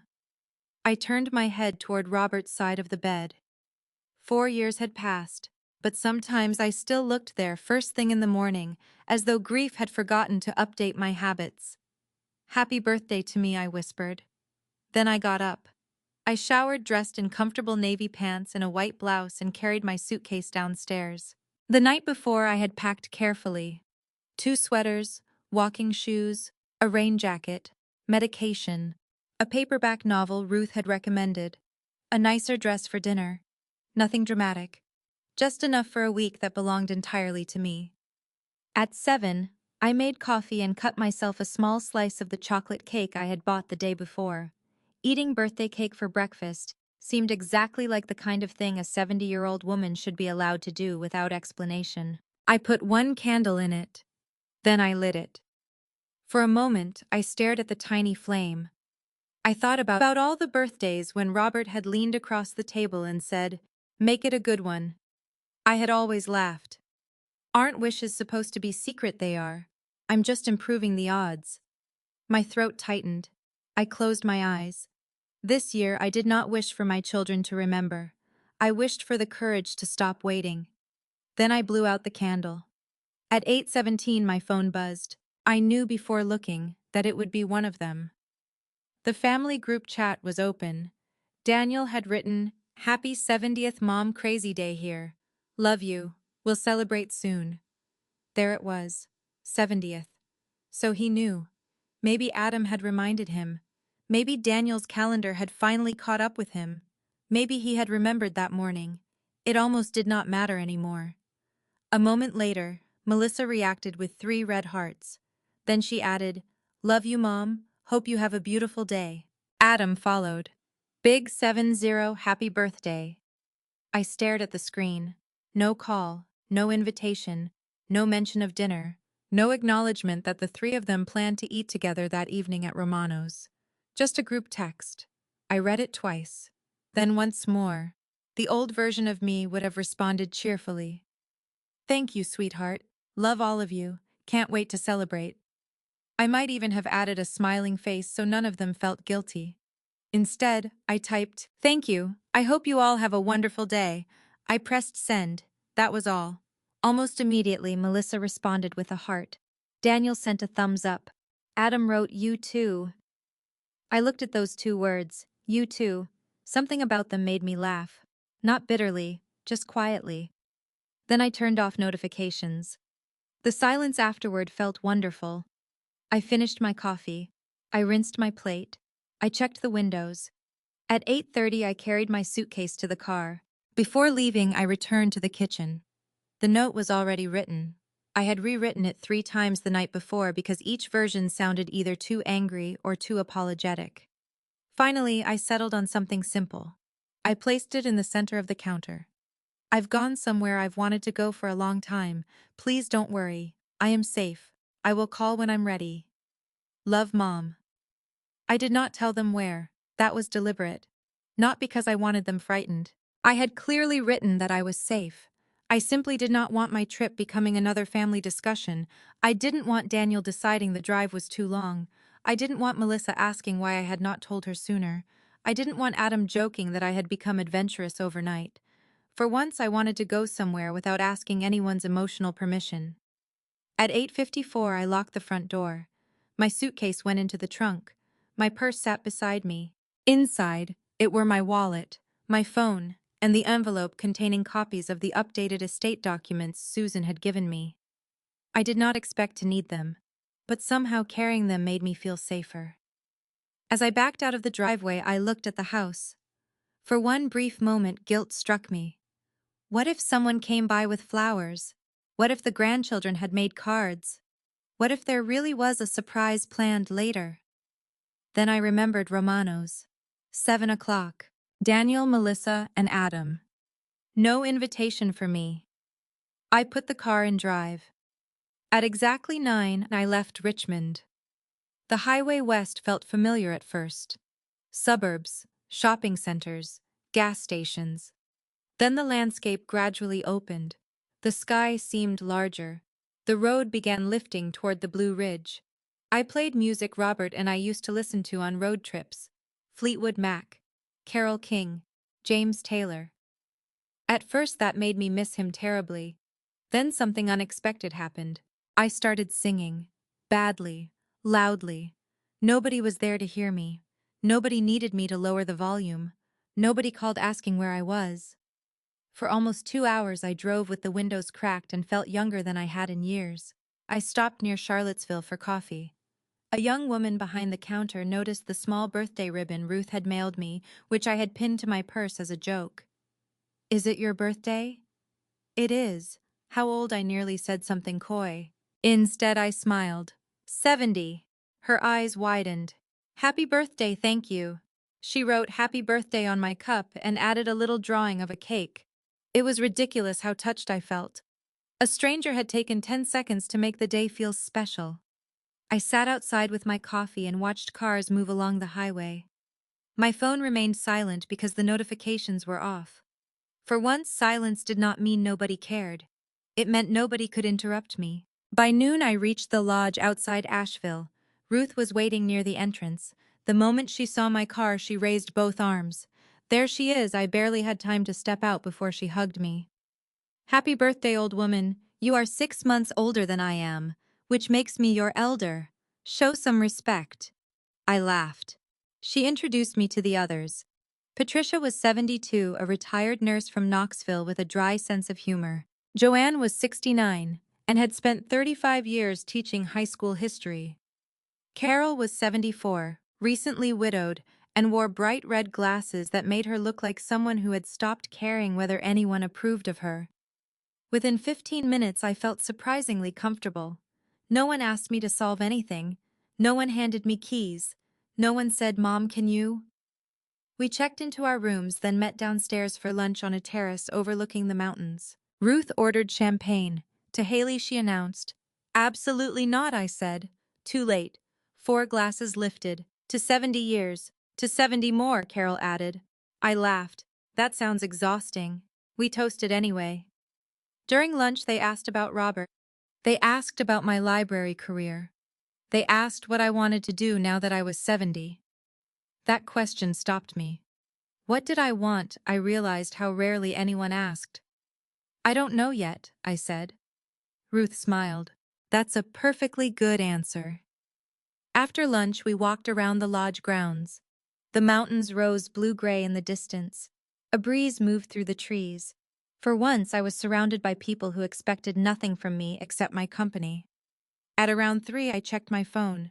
Still no notifications visible. I could have turned them on. I didn't. Instead, I took a photograph of the mountains. Not for the family group chat, not for Facebook, just for myself. At 5:30, I dressed for dinner. I chose the dark green dress Robert had once told me made my eyes look brighter. For a moment, I stood in front of the mirror. A 70-year-old widow looked back at me. Gray at the temples, lines around her mouth, softer around the middle. But she did not look abandoned. She looked alive. Downstairs, Ruth linked her arm through mine. "Ready?" "Yes." And I meant it. As we walked toward the restaurant, my phone sat silent inside my purse. I had no idea that back in Richmond, Daniel had already arrived at my locked house expecting to leave his children with me. Melissa was on her way there too. Adam would not be far behind. And by the time I sat down to birthday dinner with 4 women who had actually chosen to spend the evening with me, my children would finally begin asking the question they should have asked much earlier. "Where is Mom?" While I was standing in front of a mirror in Asheville, deciding whether the green dress still suited me, Daniel was pulling into my driveway in Richmond with Sophie and Caleb in the back seat. I learned the exact sequence later. At the time, of course, I knew none of it. Daniel had apparently decided that my refusal to babysit on Saturday was more flexible than I had intended. According to him, his afternoon became chaotic. A subcontractor called about a supply problem. Lauren was dealing with something at home. And because he had spent years believing that my boundaries could be negotiated if the situation was inconvenient enough, he did what he had always done. He came to my house anyway. "Grandma said she had plans," Sophie reminded him from the back seat. Daniel later admitted that those words irritated him. She probably meant later. But she said she couldn't watch us. "I'll just talk to her." That sentence told me everything about the way our relationship had worked. I could say no. Daniel simply assumed he could talk me back into yes. At 3:15, he parked in front of the house. My car was gone. That should have been his first clue. He walked to the front door and rang the bell. No answer. Then he knocked. Still nothing. Sophie apparently said, "Maybe Grandma left already." Daniel tried calling me. My phone was on silent inside my purse hundreds of miles away. He called again. No answer. Then, according to Sophie, he muttered, "What is she doing?" Not "where is she?" Not "I hope she's all right." What is she doing? The distinction mattered to me later. At that moment, Daniel was not frightened. He was inconvenienced. He walked around the side of the house and looked through the kitchen window. Nothing appeared unusual. Then he tried the side door. Locked. He returned to the car and called Lauren. I do not know what they discussed, but several minutes later, Daniel sent a message to the family group chat. "Anyone know where Mom is?" Melissa responded within 2 minutes. "No. Why, she isn't home." Melissa wrote, "She said she had plans." Daniel. "What plans, Melissa?" "No idea." Then Adam entered the conversation. "Why are you looking for her?" Daniel replied, "I brought the kids over." Adam. "She told you she wasn't available." That message amused me when I eventually read it. Apparently, Adam had listened more carefully than Daniel. Daniel did not appreciate being corrected. She usually changes her mind. Adam sent apparently not today. That might have ended the matter. It should have. Daniel could have taken his children home and found another solution. Instead, the afternoon became something none of them expected. At 3:30, Melissa arrived. She had told me she might stop by for the client folder she had left in my study. I had clearly told her I would not be home. Apparently, she had assumed that meant she could retrieve the folder anyway. The more I heard later, the more absurd it became. Daniel was there because he expected childcare I had declined. Melissa was there because she expected access to my house I had not granted. And less than an hour later, Adam would appear because he wanted something from my garage. 3 adult children. 3 separate needs. 1 absent mother. Melissa parked behind Daniel and stepped out. Why are the kids still here because Mom isn't? She told you she had plans. Daniel frowned. Everybody keeps saying that. Because she did. He gestured toward the house. Well, where is she? Melissa shrugged. I don't know. You didn't ask. She said personal plans. Daniel stared at her. She wouldn't tell you no. That apparently was when concern finally entered the conversation. Not because I was 70 and had gone somewhere on my birthday. Because I had done something without telling them. Melissa called me. No answer. Then she called again. Daniel called again too. Sophie sat in the car with Caleb and watched their father and aunt move around the driveway, growing increasingly agitated. Eventually, Melissa said, Do you have your emergency key? Daniel did. Of course he did. I had given it to him years earlier. Back when Robert was alive. Back when emergency meant a medical crisis, a storm, or a locked-out neighbor. Not a grown son needing babysitting. Daniel took the key from his ring and tried it in the front door. It did not work. He tried again. Then harder. Nothing. Melissa stared. Did Mom change the locks? Daniel looked offended. Why would she do that? I had changed them 2 days earlier. It had nothing to do with my birthday trip. After the conversations with Susan, and after hearing how casually my children discussed the house, I realized too many people had keys. Daniel had one. Melissa had one. Adam had one somewhere. Lauren might have had a copy. Perhaps even Greg. I no longer knew. So I hired a locksmith. I did not announce it. I changed the locks because homeowners sometimes change locks. That simple decision suddenly became evidence in my children's minds that something serious was happening. Melissa called Adam. This time he answered. Did Mom tell you she changed the locks? What the house? Daniel's key doesn't work. Adam went quiet. She didn't tell me. When did you last talk to her yesterday? Was she okay? She seemed fine. Did she say where she was going? No. That was when Melissa's worry sharpened. What if something's wrong? Daniel replied immediately. She drove somewhere. How do you know her car's gone? Melissa looked toward the house. Then she noticed something through the side kitchen window. A white sheet of paper on the counter. I think there's a note. Daniel went to look. The angle made it difficult to read. They moved from one window to another, like burglars at their own mother's house. Eventually, Melissa managed to make out part of it. I've gone somewhere. Daniel pressed closer to the glass. What else? She says she's safe. Then why isn't she answering? Melissa read the rest aloud. I will call when I'm ready. Silence. That sentence changed everything. Not when I get there. Not later tonight. When I'm ready. It told them my silence was intentional. At 4:10, Adam arrived. He had not come because of the messages, at least not originally. He had been planning to collect 2 boxes from my garage before meeting a friend. He pulled into the driveway and stopped when he saw Daniel's truck and Melissa's SUV. What is this, a family reunion? Nobody laughed.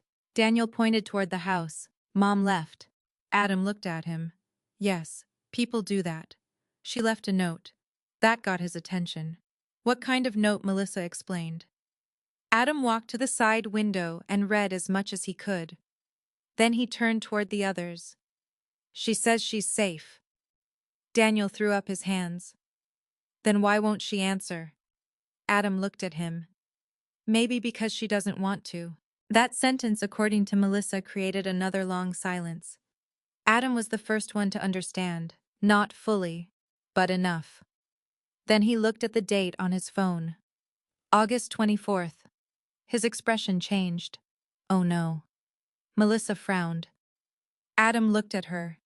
Do you know what today is? Daniel said Saturday. Adam stared at him. No. Then Melissa's face went pale. Oh God. Daniel looked between them. What? Melissa whispered. Her birthday. Daniel's expression froze. Adam added quietly, her 70th birthday. For a few seconds none of them spoke. Then Daniel said the worst possible thing. We texted her. Adam looked at him in disbelief. Yes, Daniel, we texted her. Melissa sat down on the porch step. Apparently that was when all the pieces began coming together. My questions 3 weeks earlier. My refusal to babysit. The Blue Ridge question mark nobody had seen. The changed locks. My sudden boundaries. And their own dinner reservation. Melissa looked up sharply. Romano's. Daniel closed his eyes. Oh, hell. Adam stared at them. You're still going? Melissa shook her head. No. You planned dinner together at Romano's on Mom's birthday. We forgot the date when we made the reservation. Adam laughed once, but there was no humor in it. That is unbelievable. Daniel became defensive. You almost went to DC. I know. So don't act superior. I'm not. The siblings began arguing. Who should have remembered? Who had been busiest? Who had seen me most recently? Who should have planned something? But beneath the accusations was a much more uncomfortable truth. All three had known my birthday was coming. None had made space for it. And yet all three had independently made space for things they needed from me that same day. By 5, the group chat looked completely different from the cheerful messages that morning. Daniel, Mom, please call. Melissa, we found your note. Are you okay, Adam? Just let us know you arrived safely wherever you went. Daniel again. Where are you? Then Mom seriously. Then please answer. By 6:30 there were 17 missed calls. I know because that was when I finally looked. I was sitting at a table in Asheville with Ruth, Patricia, Joanne, and Carol. A candle flickered beside my plate. Someone had ordered another bottle of wine. Ruth was telling a story about accidentally joining the wrong funeral reception in 1998 when I reached into my purse for lipstick and saw my phone screen. 17 missed calls. 32 messages. For 1 second, old instinct returned. Something's wrong. My heart jumped. Then I opened the group chat. And I understood. They had finally noticed my absence. Not at 8:17 when they sent a birthday text. Not at noon when nobody called. Not because they suddenly decided I deserved dinner. They noticed because they arrived at my house expecting pieces of me. My time. My rooms. My garage. And for once, none of those things were available. Ruth saw my expression. Everything okay? I looked at the phone. Another message appeared from Daniel. Mom, where are you? I turned the screen face down. Yes, I said. And surprisingly, I meant it. Everything is fine. Because for the first time in years, I was exactly where I had chosen to be. I did not call them that evening. That decision was harder than I expected. For most of my life, if one of my children called twice in a row, I assumed something was wrong. 17 missed calls made every maternal instinct in me scream to respond. But I had written the note carefully. I had told them I was safe. They knew I had driven somewhere willingly. They knew I was not lying injured in a ditch or sitting alone in an emergency room. What they did not know was where I was, and for once I allowed that uncertainty to belong to them. Back in Richmond, my children stayed at the house longer than I would have imagined. Sophie and Caleb eventually left with Lauren after Daniel called her and explained that I was gone. According to Melissa, the moment the children were out of earshot, the mood changed. The three siblings stopped pretending everything was normal. Daniel tried his emergency key again. It still did not work. He stared at the lock as if the metal itself had betrayed him. She changed this without telling anyone. Adam leaned against his car. Why would she need to tell us? Daniel looked at him. Because we all have keys. That might be why. Melissa was standing near the porch, arms folded tightly. Can we not fight? I'm not fighting, Daniel said.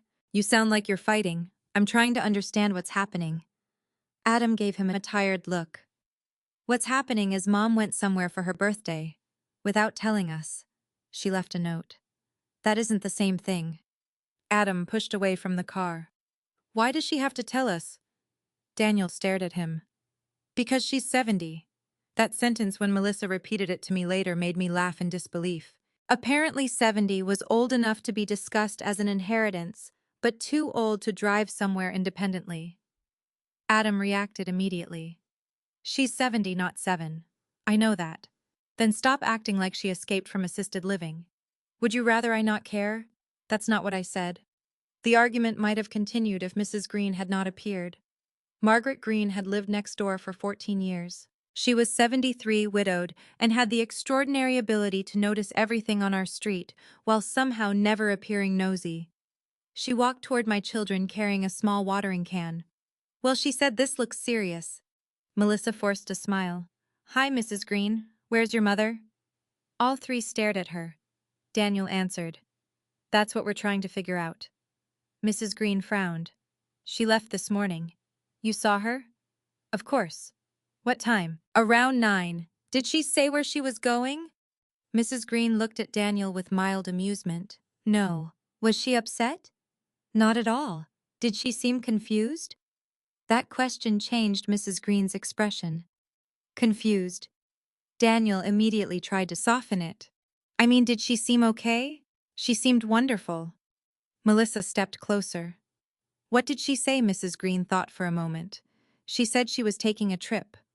All three of them went silent. A trip, Adam asked. Yes. Where she didn't say. Daniel looked frustrated. Didn't you ask? Mrs. Green shrugged.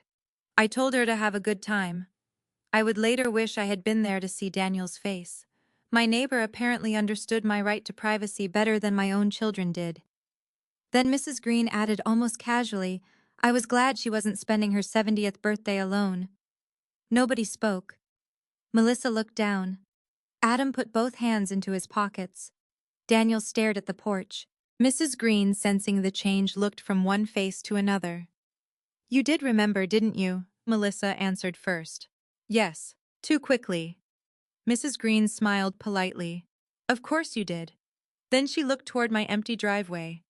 I told Hailey this morning that 70 deserved an adventure. That sentence stayed with Adam. He told me later it was the moment he stopped thinking about where I had gone and started thinking about why I had left. Mrs. Green walked back toward her house. The three of them remained in silence. Finally, Adam said, This is bad. Daniel rubbed his forehead. We sent her a birthday message. Melissa looked at him. Stop saying that like it helps. It's better than forgetting completely. Is it? Yes. Adam gave a hollow laugh. We sent our mother one group text for her 70th birthday while planning to eat dinner together without her. We didn't plan it like that. I know. Adam's voice was quieter now. That might actually make it worse. Daniel looked at him. What is that supposed to mean? It means none of us even noticed. That was the first truly honest thing anyone had said. They had not deliberately excluded me. That would have required thinking about me. They simply planned their lives without considering that the date might mean something to their mother. Then Melissa suddenly looked at her phone. What time is our reservation? Daniel already knew. 7. Nobody had to say the restaurant's name. Romano's. Melissa sat on the porch step. Oh my God. Adam frowned. What? She looked up. That's where Dad always took Mom. Adam's face changed. He had known Romano's mattered, but apparently he had not connected the tradition until that moment. Daniel closed his eyes. This keeps getting worse. Melissa shook her head. How did we do this? Daniel became defensive again. You suggested Saturday. You suggested Romano's. Adam agreed. I didn't remember it was her birthday when I agreed. Neither did I. Melissa stared at both of them. That's the point. They canceled the reservation. Not postponed. Canceled. For the first time that day, no one wanted dinner. They moved into the driveway and sat on the low brick wall near the garden. Apparently, they remained there for almost an hour. That surprised me when I heard it. My children were rarely still together without something scheduled around them. No birthday party, no holiday, no grandchildren running around, no meal. Just 3 grown siblings sitting outside the house where they had grown up unable to enter. And slowly the conversation shifted. Adam told them I had asked him to clear the garage. Melissa admitted I had stopped allowing client meetings in the house. Daniel mentioned the conversation about babysitting. Then they began comparing notes. She told me I've been treating this place like part of my business, Melissa said. Adam nodded. She told me she wanted her garage back. Daniel looked irritated. She told me the house wasn't a family plan. That sentence made Melissa turn toward him. When did she say that last week? Why? Daniel hesitated. Because I told her not to do anything drastic with it. Adam stared at him. You said what I wasn't trying to control her. That sounds exactly like trying to control her. I meant sell it without thinking. Melissa's expression tightened. Why would she sell? She's acting different. Adam looked from one sibling to the other. Do you hear yourselves? Neither answered. You're both talking about her house like we should have approval over what she does with it. That's not what I mean, Melissa said. Then what do you mean? She had no answer. That was when Adam told them something I had not known. I called Susan too. Daniel looked at him. The lawyer. Yes. Melissa's face went pale. What did you ask about investment accounts? Daniel swore under his breath. Adam shook his head. At the time, I thought it was practical. Rebecca and I were separating. I was panicking about money. I started thinking about what might happen years from now. Mom knows, Melissa asked. I don't know. She does, Daniel said quietly. They looked at him. How? She asked if we'd been discussing the house. For several seconds, nobody said anything. Then when Melissa whispered, Susan told her. Maybe. Or perhaps they finally understood that I had simply started paying attention. At the lodge, I knew none of this. I was eating dinner with Ruth and the others. The restaurant had surprised me with a slice of lemon cake and a candle after Ruth mentioned my birthday to the server. 4 women sang badly. I laughed until my cheeks hurt. Then I went upstairs to my room. At 9:14, I finally picked up my phone. The missed calls had stopped. The messages had not. Daniel, Mom, please just tell us you're safe. Melissa. I'm sorry. I should have called you this morning. Adam. I hope wherever you are, you're having a better birthday than we gave you. Then another message from Adam appeared several minutes later. It was different from the others. No questions, no request to call, no explanation, just one sentence. I think we've been awful to you. I read it twice. Then a third time. For the first time that day, one of my children had said something that was not about access, fear, inconvenience, or locating me. He had looked inward. I sat on the edge of the hotel bed with the phone in my hand. Outside my window, the Blue Ridge Mountains were disappearing into darkness. I still was not ready to talk to all 3 of them. But as I stared at Adam's message, I realized I might be ready to hear what he had to say. I did not call Adam immediately. I carried my phone downstairs and joined Ruth near the fire pit behind the lodge. The others had gone inside, but she was still sitting beneath a blanket with a glass of wine balanced on the arm of her chair. She looked up when I approached. You have the face. What face? The mother face. I sat beside her. I think I'm going to call my youngest. Do you want me to stay? I thought about it. No. But don't go far. I'll be right inside. She squeezed my hand and left without asking questions. That was another gift I had forgotten adults could give each other. Space without punishment. I looked at Adam's message again. I think we've been awful to you. Then I pressed call. He answered before the first full ring. Mom. His voice sounded different. No joking, no casual warmth, just relief. I'm safe, I said. He exhaled loudly. Oh, thank God. I told you I was safe in the note. I know. A pause. I'm sorry. I waited. He seemed to understand that this was not a moment for me to rescue him from discomfort. I don't mean just for today, he continued. I mean for a lot of things. I said nothing. He breathed in. We were at your house for hours. I know you were there. How 17 missed calls gave me a clue. He almost laughed, then stopped himself. Daniel brought the kids, I figured. Melissa came for some folder. I figured that too, and I was going to get boxes from the garage. That part did make me laugh. Softly. Of course you were. Adam went silent. Then he said, "That's what finally got me. What all three of us showed up needing something from you on your birthday." The honesty in his voice made my chest ache. Yes.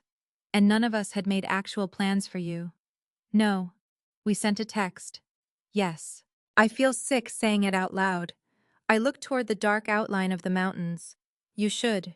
He accepted that without protest. I know. That surprised me. In the past, Adam would have tried to soften the moment with humor. Not this time.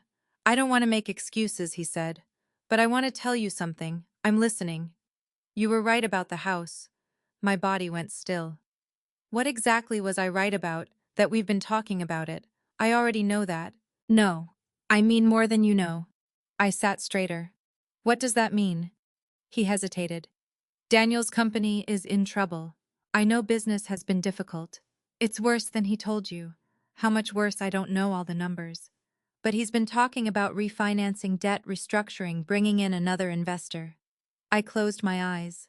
And what does that have to do with my house? Another silence. Daniel started talking about what he might inherit. My stomach tightened. Started talking to us first.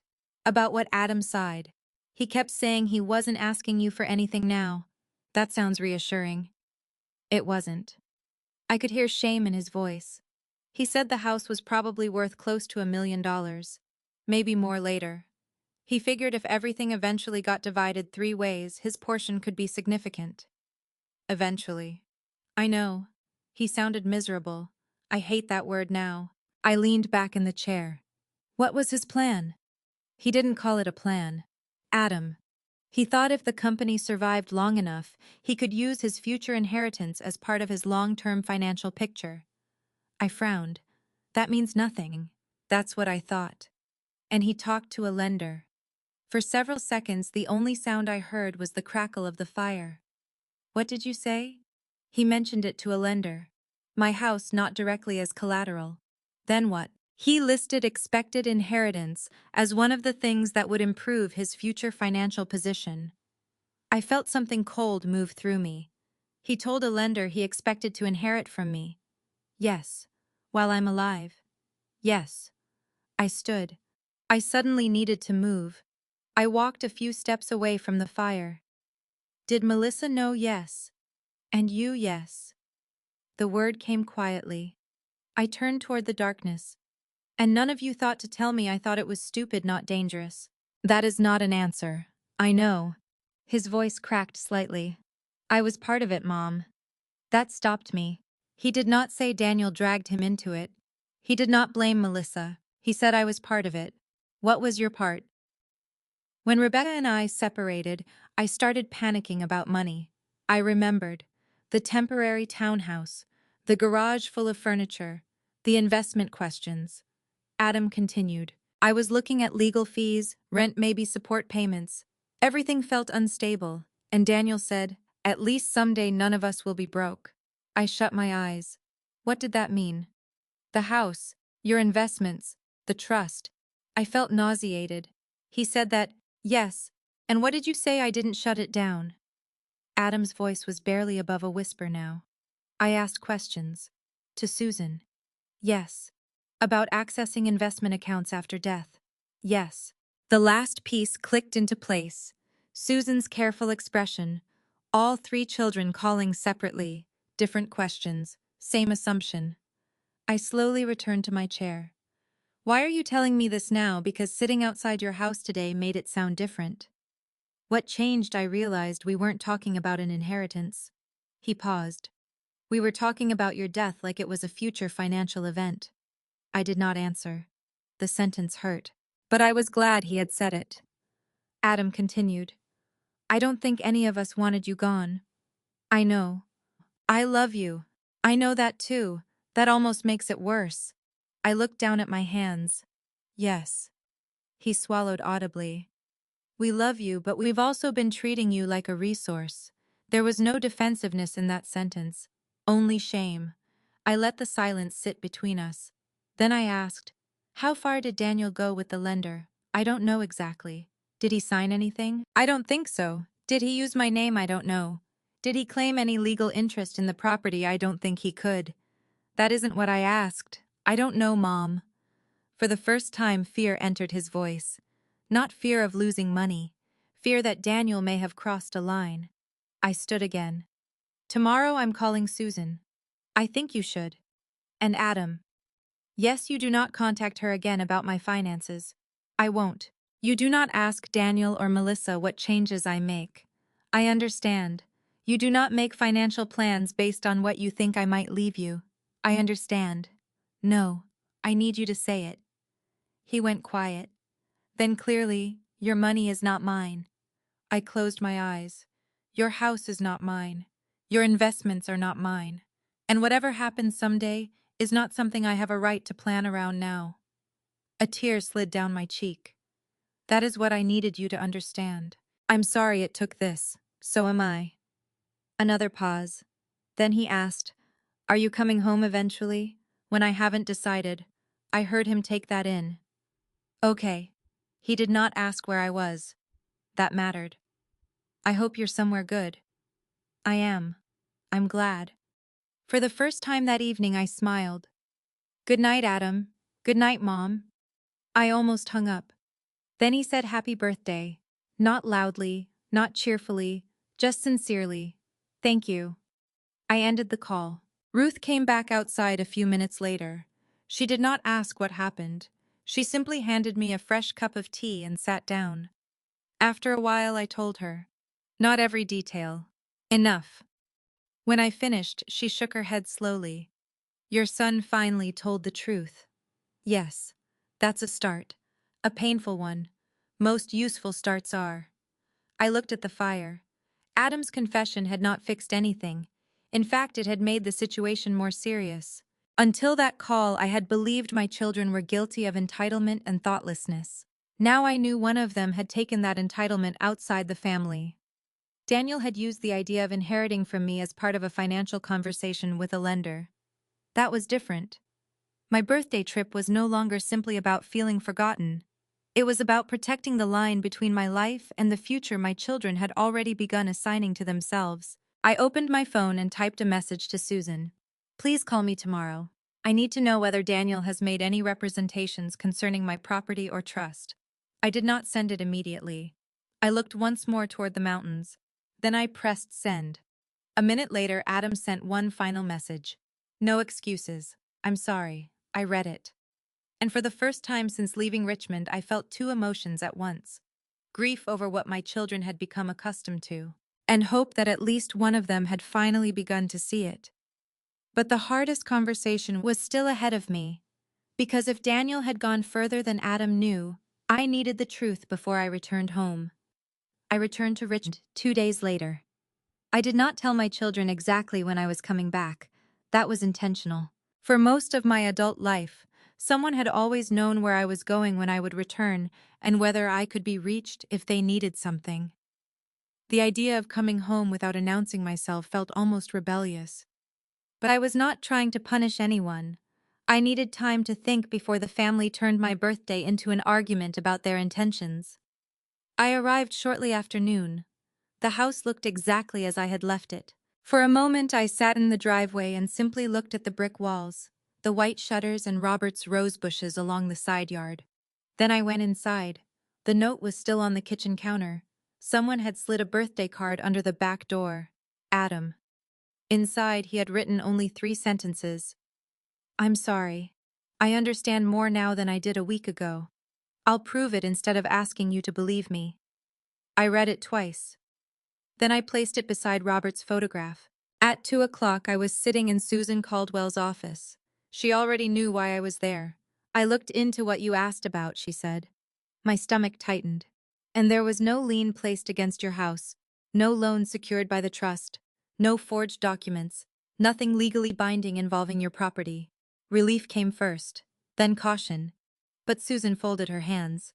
But Daniel did contact a private lender while trying to restructure business debt. I leaned forward. What did he say? He provided a financial summary, describing what he believed his long-term resources might include. What kind of resources? Business equity, retirement assets, possible future income. She paused. and an anticipated family real estate inheritance. I stared at her. There it was. Not a misunderstanding. Not something Adam had exaggerated. Daniel had taken a future possibility involving my death and put it into a professional financial conversation. Did he name my house not by address? Did he estimate its value? Yes. I felt my jaw tighten. How much? Approximately $900,000, the same number Melissa had given me. I sat back. So they discussed it enough to arrive at a number. That appears likely. And Daniel used that number while speaking with a lender. He referenced a potential future share, yes. Could he borrow against it, no? Susan's answer was immediate. Unanticipated inheritance is not collateral. He has no present ownership interest in the property. Then why mention it? Because he wanted to strengthen the picture of his future financial position. I laughed once without humor. His future financial position depended on me dying. Susan's expression softened. That is the emotional reality of it, yes. I looked away. The sentence hurt more when someone else confirmed it. I thought about Daniel as a little boy, sitting at the kitchen table building houses out of popsicle sticks. He had always wanted to build things. I had spent 45 years hoping he would build a good life. I had never imagined he would begin factoring my house into the foundation. What do I do now? That depends on what you want. I want them to understand. Understand what that I am still here.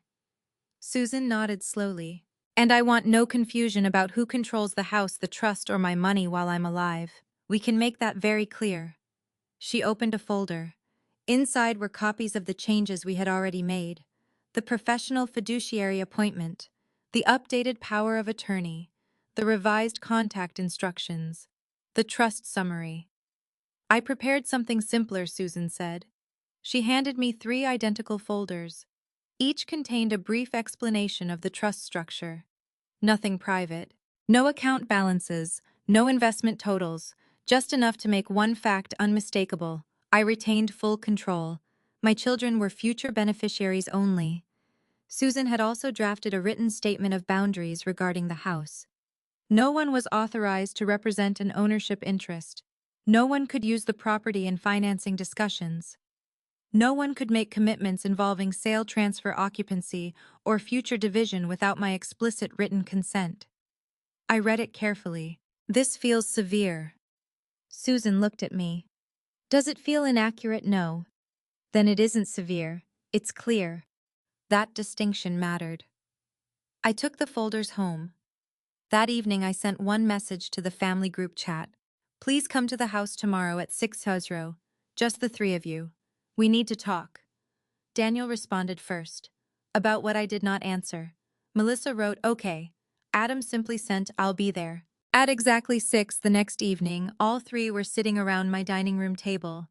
The same table where they had eaten birthday cakes, done homework, celebrated graduations, and argued about who got the last dinner roll. I placed the 3 folders in front of them. Daniel looked at his. What is this? Open it. Melissa did first. Adam followed. Daniel waited a moment, then reluctantly opened his. I remained standing. What you're reading is not a new will. Daniel looked up immediately. Then what is it? It is clarification. Clarification of what my life. No one spoke. I continued. All 3 of you contacted Susan with questions about my property or finances. Melissa looked down.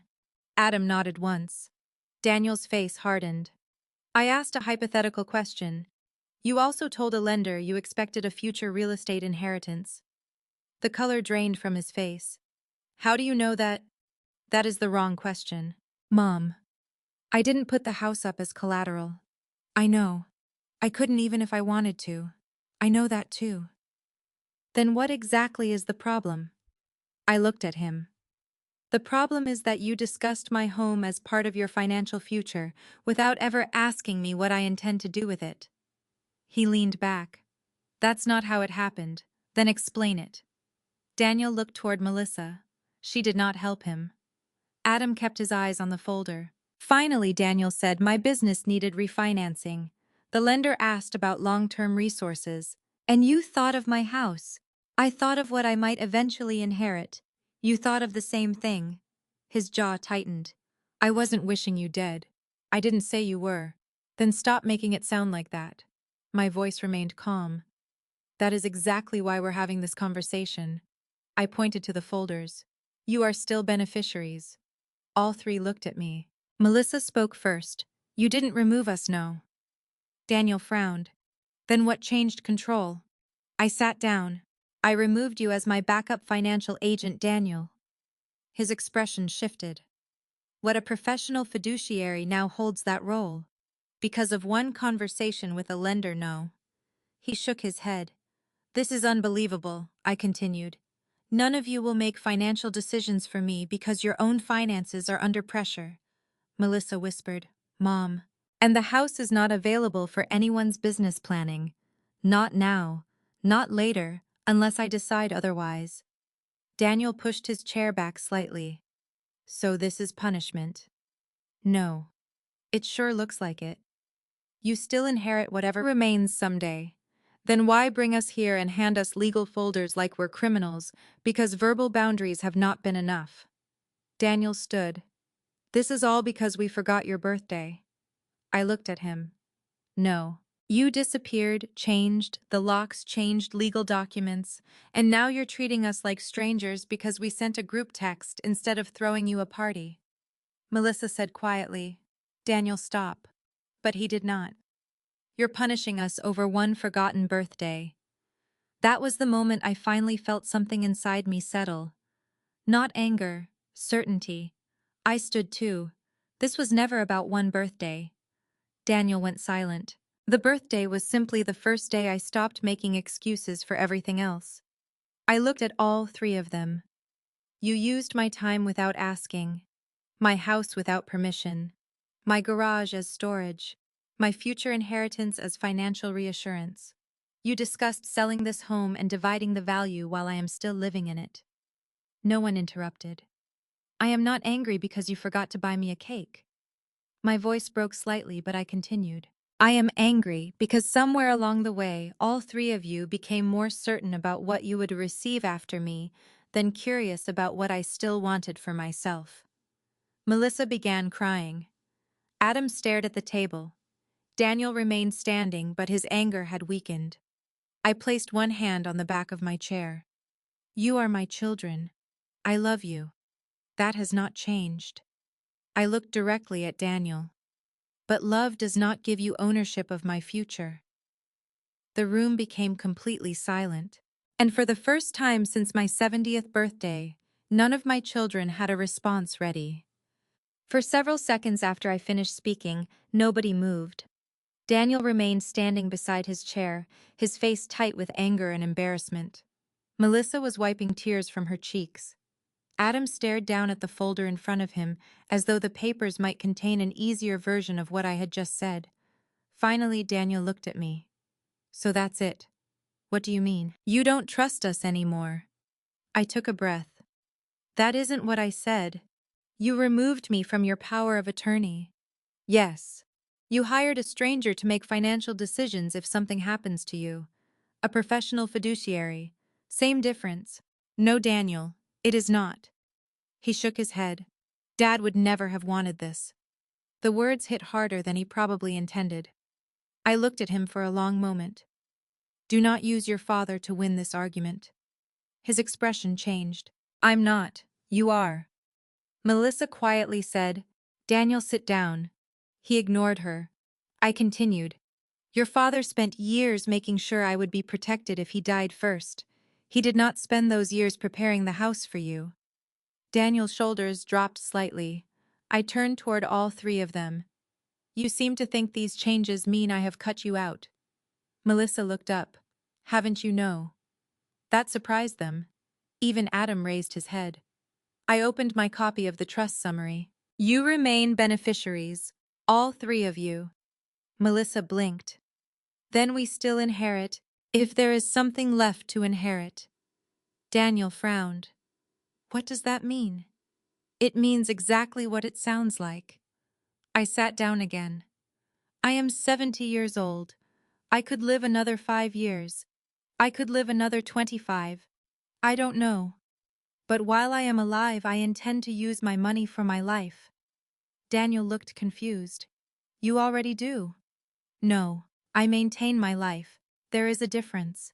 Nobody spoke. I continued. I pay taxes. I repair the house. I buy groceries. I replace the car when necessary. But I have spent years behaving as though every dollar I don't absolutely need should be preserved for you. Melissa's eyes filled again. I didn't know you felt that way. Neither did I until recently. I thought about Ruth and the mountains. I want to travel. Adam gave the faintest smile. Good. I may renovate the upstairs bathroom. Melissa nodded. I might sell this house someday. Daniel stiffened immediately. I raised a hand. That reaction is exactly what I mean. He looked away. If I sell it, I might buy something smaller. I might rent. I might move closer to the mountains. I might spend 6 months traveling and 6 months here. I haven't decided. You'd leave Richmond, Melissa asked. Maybe. Her face showed genuine sadness. That at least was about me. Not the house. Would you really want that? I don't know yet? For the first time, the answer seemed to matter to her. Daniel sat down slowly. So we're supposed to pretend none of this affects us? No. You are allowed to have feelings. I looked directly at him. You are not allowed to build plans around property you do not own. His jaw tightened again. My company is falling apart. There it was. The room changed. Melissa stopped crying. Adam looked at his brother. I said nothing. Daniel rubbed both hands across his face. It's worse than I told anyone. Adam leaned back. I knew it was bad. You didn't know all of it. How bad? I asked. Daniel laughed bitterly. Bad enough that I've been moving money between jobs to keep payroll covered. My stomach tightened. How long? Almost a year. Melissa stared at him. You said the spring projects fixed that. They didn't. What about the Hanover renovation? Lost money? The commercial job client delayed payment? Adam shook his head. Daniel. I know. His voice cracked. I know what I did. For the first time that evening, the anger disappeared from his face. What replaced it was fear. I thought if I could survive another 18 months, things would turn around. And if they didn't? I asked. He stared at the table. That's when I started thinking about the future. My future. No. He looked up quickly. Then his eyes filled. Yes. The word barely came out. I didn't want you to die, Mom. I know. I swear to God, I didn't.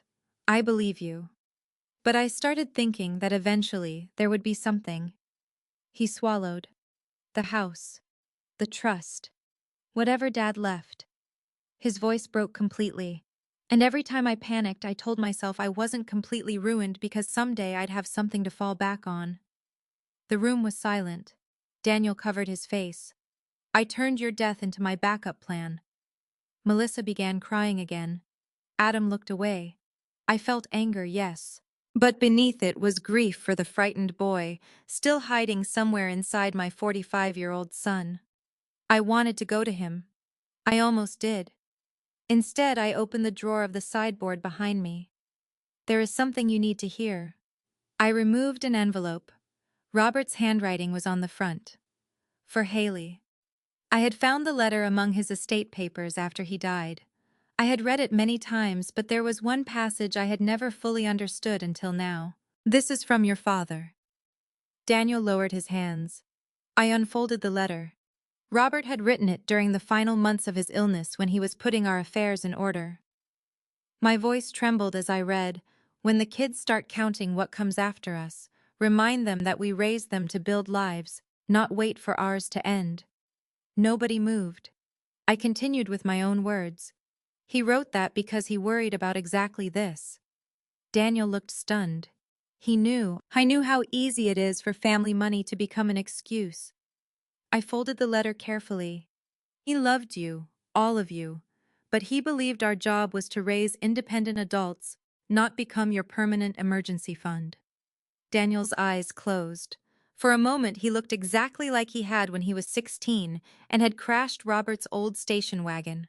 Ashamed, terrified, waiting to learn whether love would survive disappointment. Then he began to cry, not quietly. His shoulders shook. I'm sorry. I stood and went to him. This time I put my hand on his shoulder. I know. I messed everything up. You made serious mistakes. I need money, Mom. There it was. The question underneath everything. I kept my hand on his shoulder. I know. He looked up. I could see the hope in his face. The old Hailey would have asked how much. She would have looked at savings, called Susan, found a way. I loved him enough to understand why that would be the worst thing I could do. I am not financing the business. The hope disappeared. He looked down. Okay. No argument. Just defeat. But I will help you find a restructuring attorney. He looked back at me. What Susan knows people who handle distressed businesses. You need someone who can tell you what can be saved and what needs to be closed. Daniel wiped his face. That costs money. I'll pay for the first consultation. His expression shifted. That's different. Yes. Why? Because I will help you face the problem. I squeezed his shoulder. I will not erase the consequences of it. He stared at me for several seconds, then he nodded, slowly. I think Dad would agree with that. So do I. Melissa reached across the table and took Adam's hand. Daniel looked at the 3 folders again. So you're really not cutting us out, no? And the trust stays, yes. But the professional fiduciary stays too, yes. He almost smiled. Had to ask. I know. For the first time that evening, a small laugh moved around the table. It did not erase what had happened. Nothing could. But something had shifted. My children finally understood that inheritance was not a promise they could spend in advance. And I finally understood that loving them did not require protecting them from every failure. Robert had known that years before I did. It had taken my 70th birthday, a forgotten dinner, and one painful family meeting for the rest of us to learn it. Before they left that night, Daniel hugged me longer than usual. I'm going to fix this, he whispered. I pulled back and looked at him. Fix your business if you can. Then I touched his cheek. But more importantly, fix the way you build your life. He nodded. And for the first time in years, I did not feel responsible for what he chose next. 4 months after my 70th birthday, my family looked almost the same from the outside. That was the strange thing about real change. It did not arrive with dramatic music or some perfect speech that repaired everything in a single evening. Daniel was still Daniel. Melissa was still Melissa. Adam was still the son who called me from airports to complain about strangers eating hard-boiled eggs. I was still living in the same brick house in Richmond. But the rhythm between us had changed. And for the first time in years, I no longer felt as though my life existed in the spaces between everyone else's emergencies. Daniel's business did not magically recover. The restructuring attorney Susan recommended spent nearly 3 weeks going through contracts, loans, equipment leases, outstanding invoices, and payroll obligations. The conclusion was painful, but clear.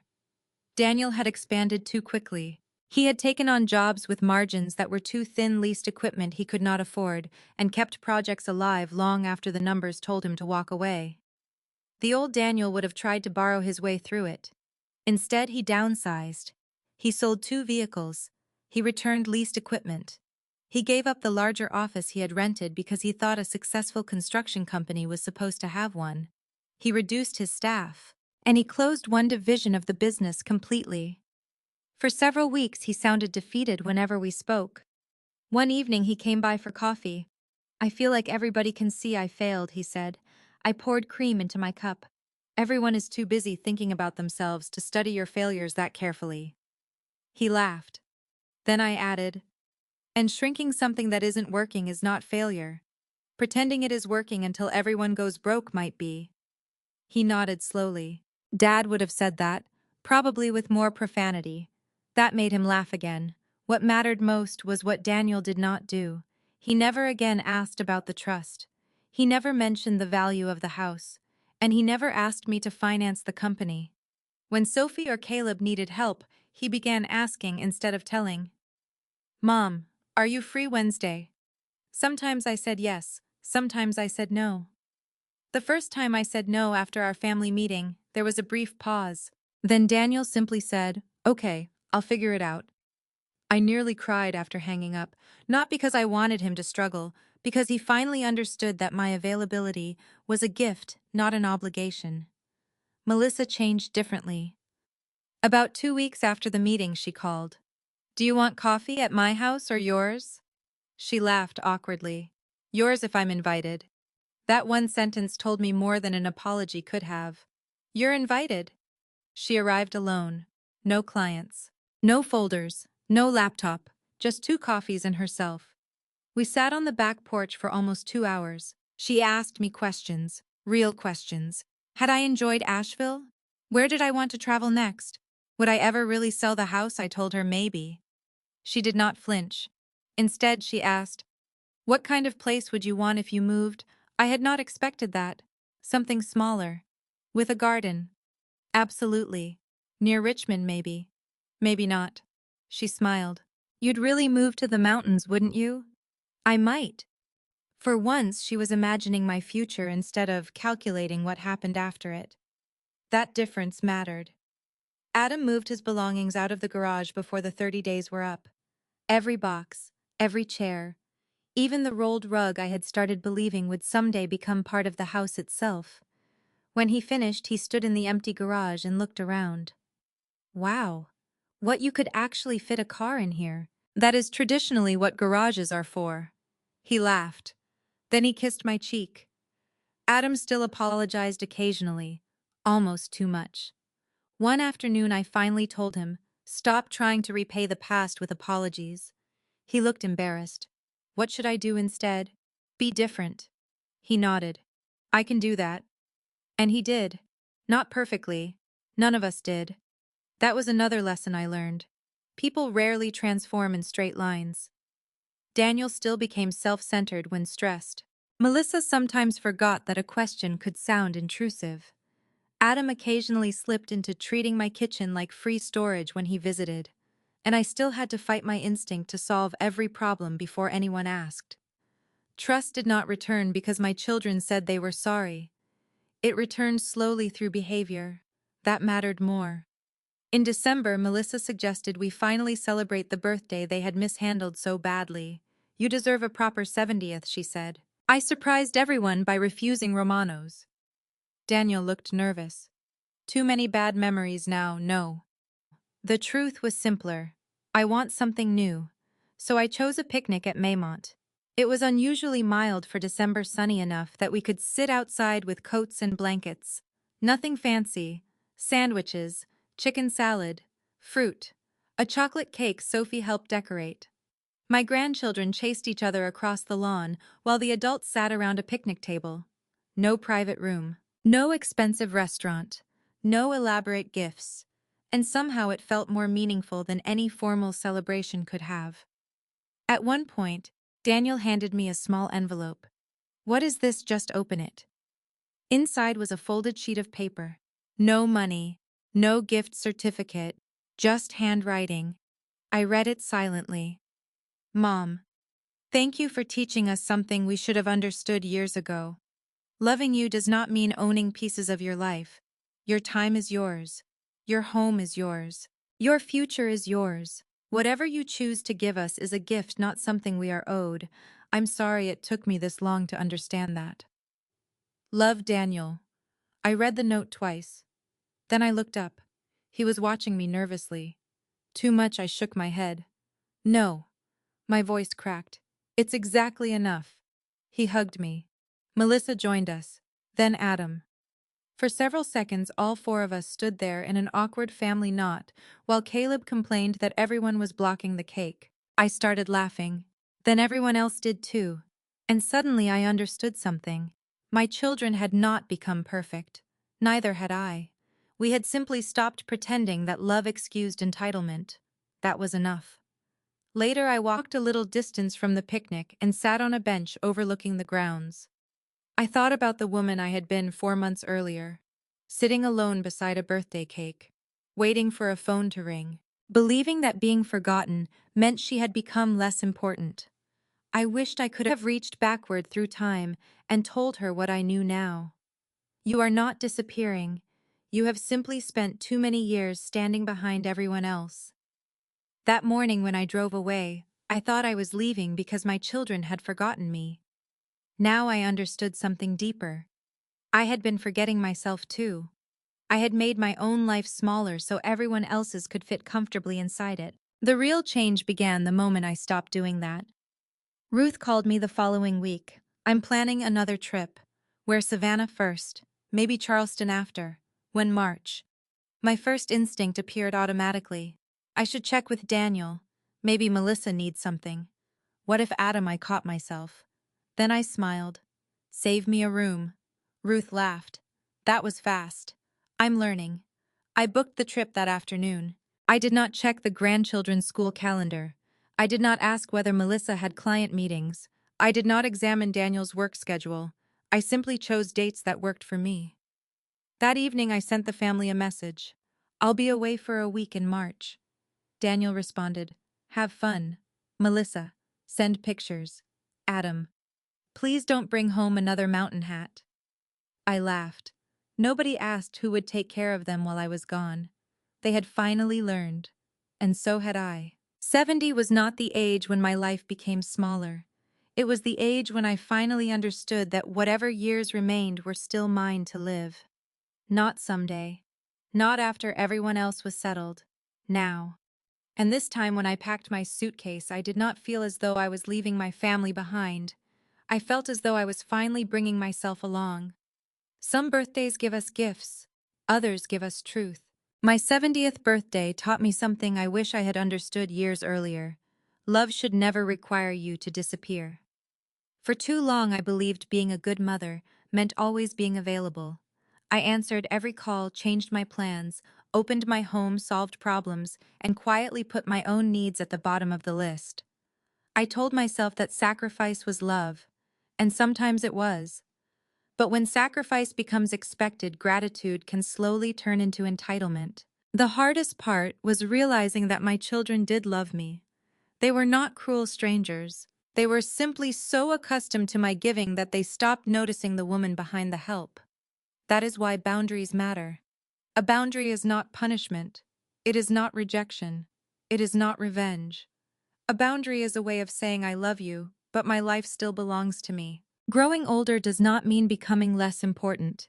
It does not mean your home, money, time, or future suddenly become family property. You are still allowed to make plans that excite you. You are still allowed to travel, change your mind, say no, start over, and protect your peace. And perhaps the most powerful lesson of all is this: sometimes people do not understand your value until you stop making yourself endlessly available. But you should never have to disappear to prove that you matter. If you have spent years putting everyone else first, maybe this is your reminder that there is still time to choose yourself too. Not because you love your family less, but because your life deserves love as well. Healing does not always mean walking away forever. Sometimes it means staying but returning differently with clearer boundaries, stronger self-respect, and the courage to stop apologizing for having needs of your own. What would you have done in Hailey's place? Would you have taken the trip, confronted your family immediately, or handled things differently? Share your thoughts and feelings in the comments. Your perspective may help someone else who is going through something similar.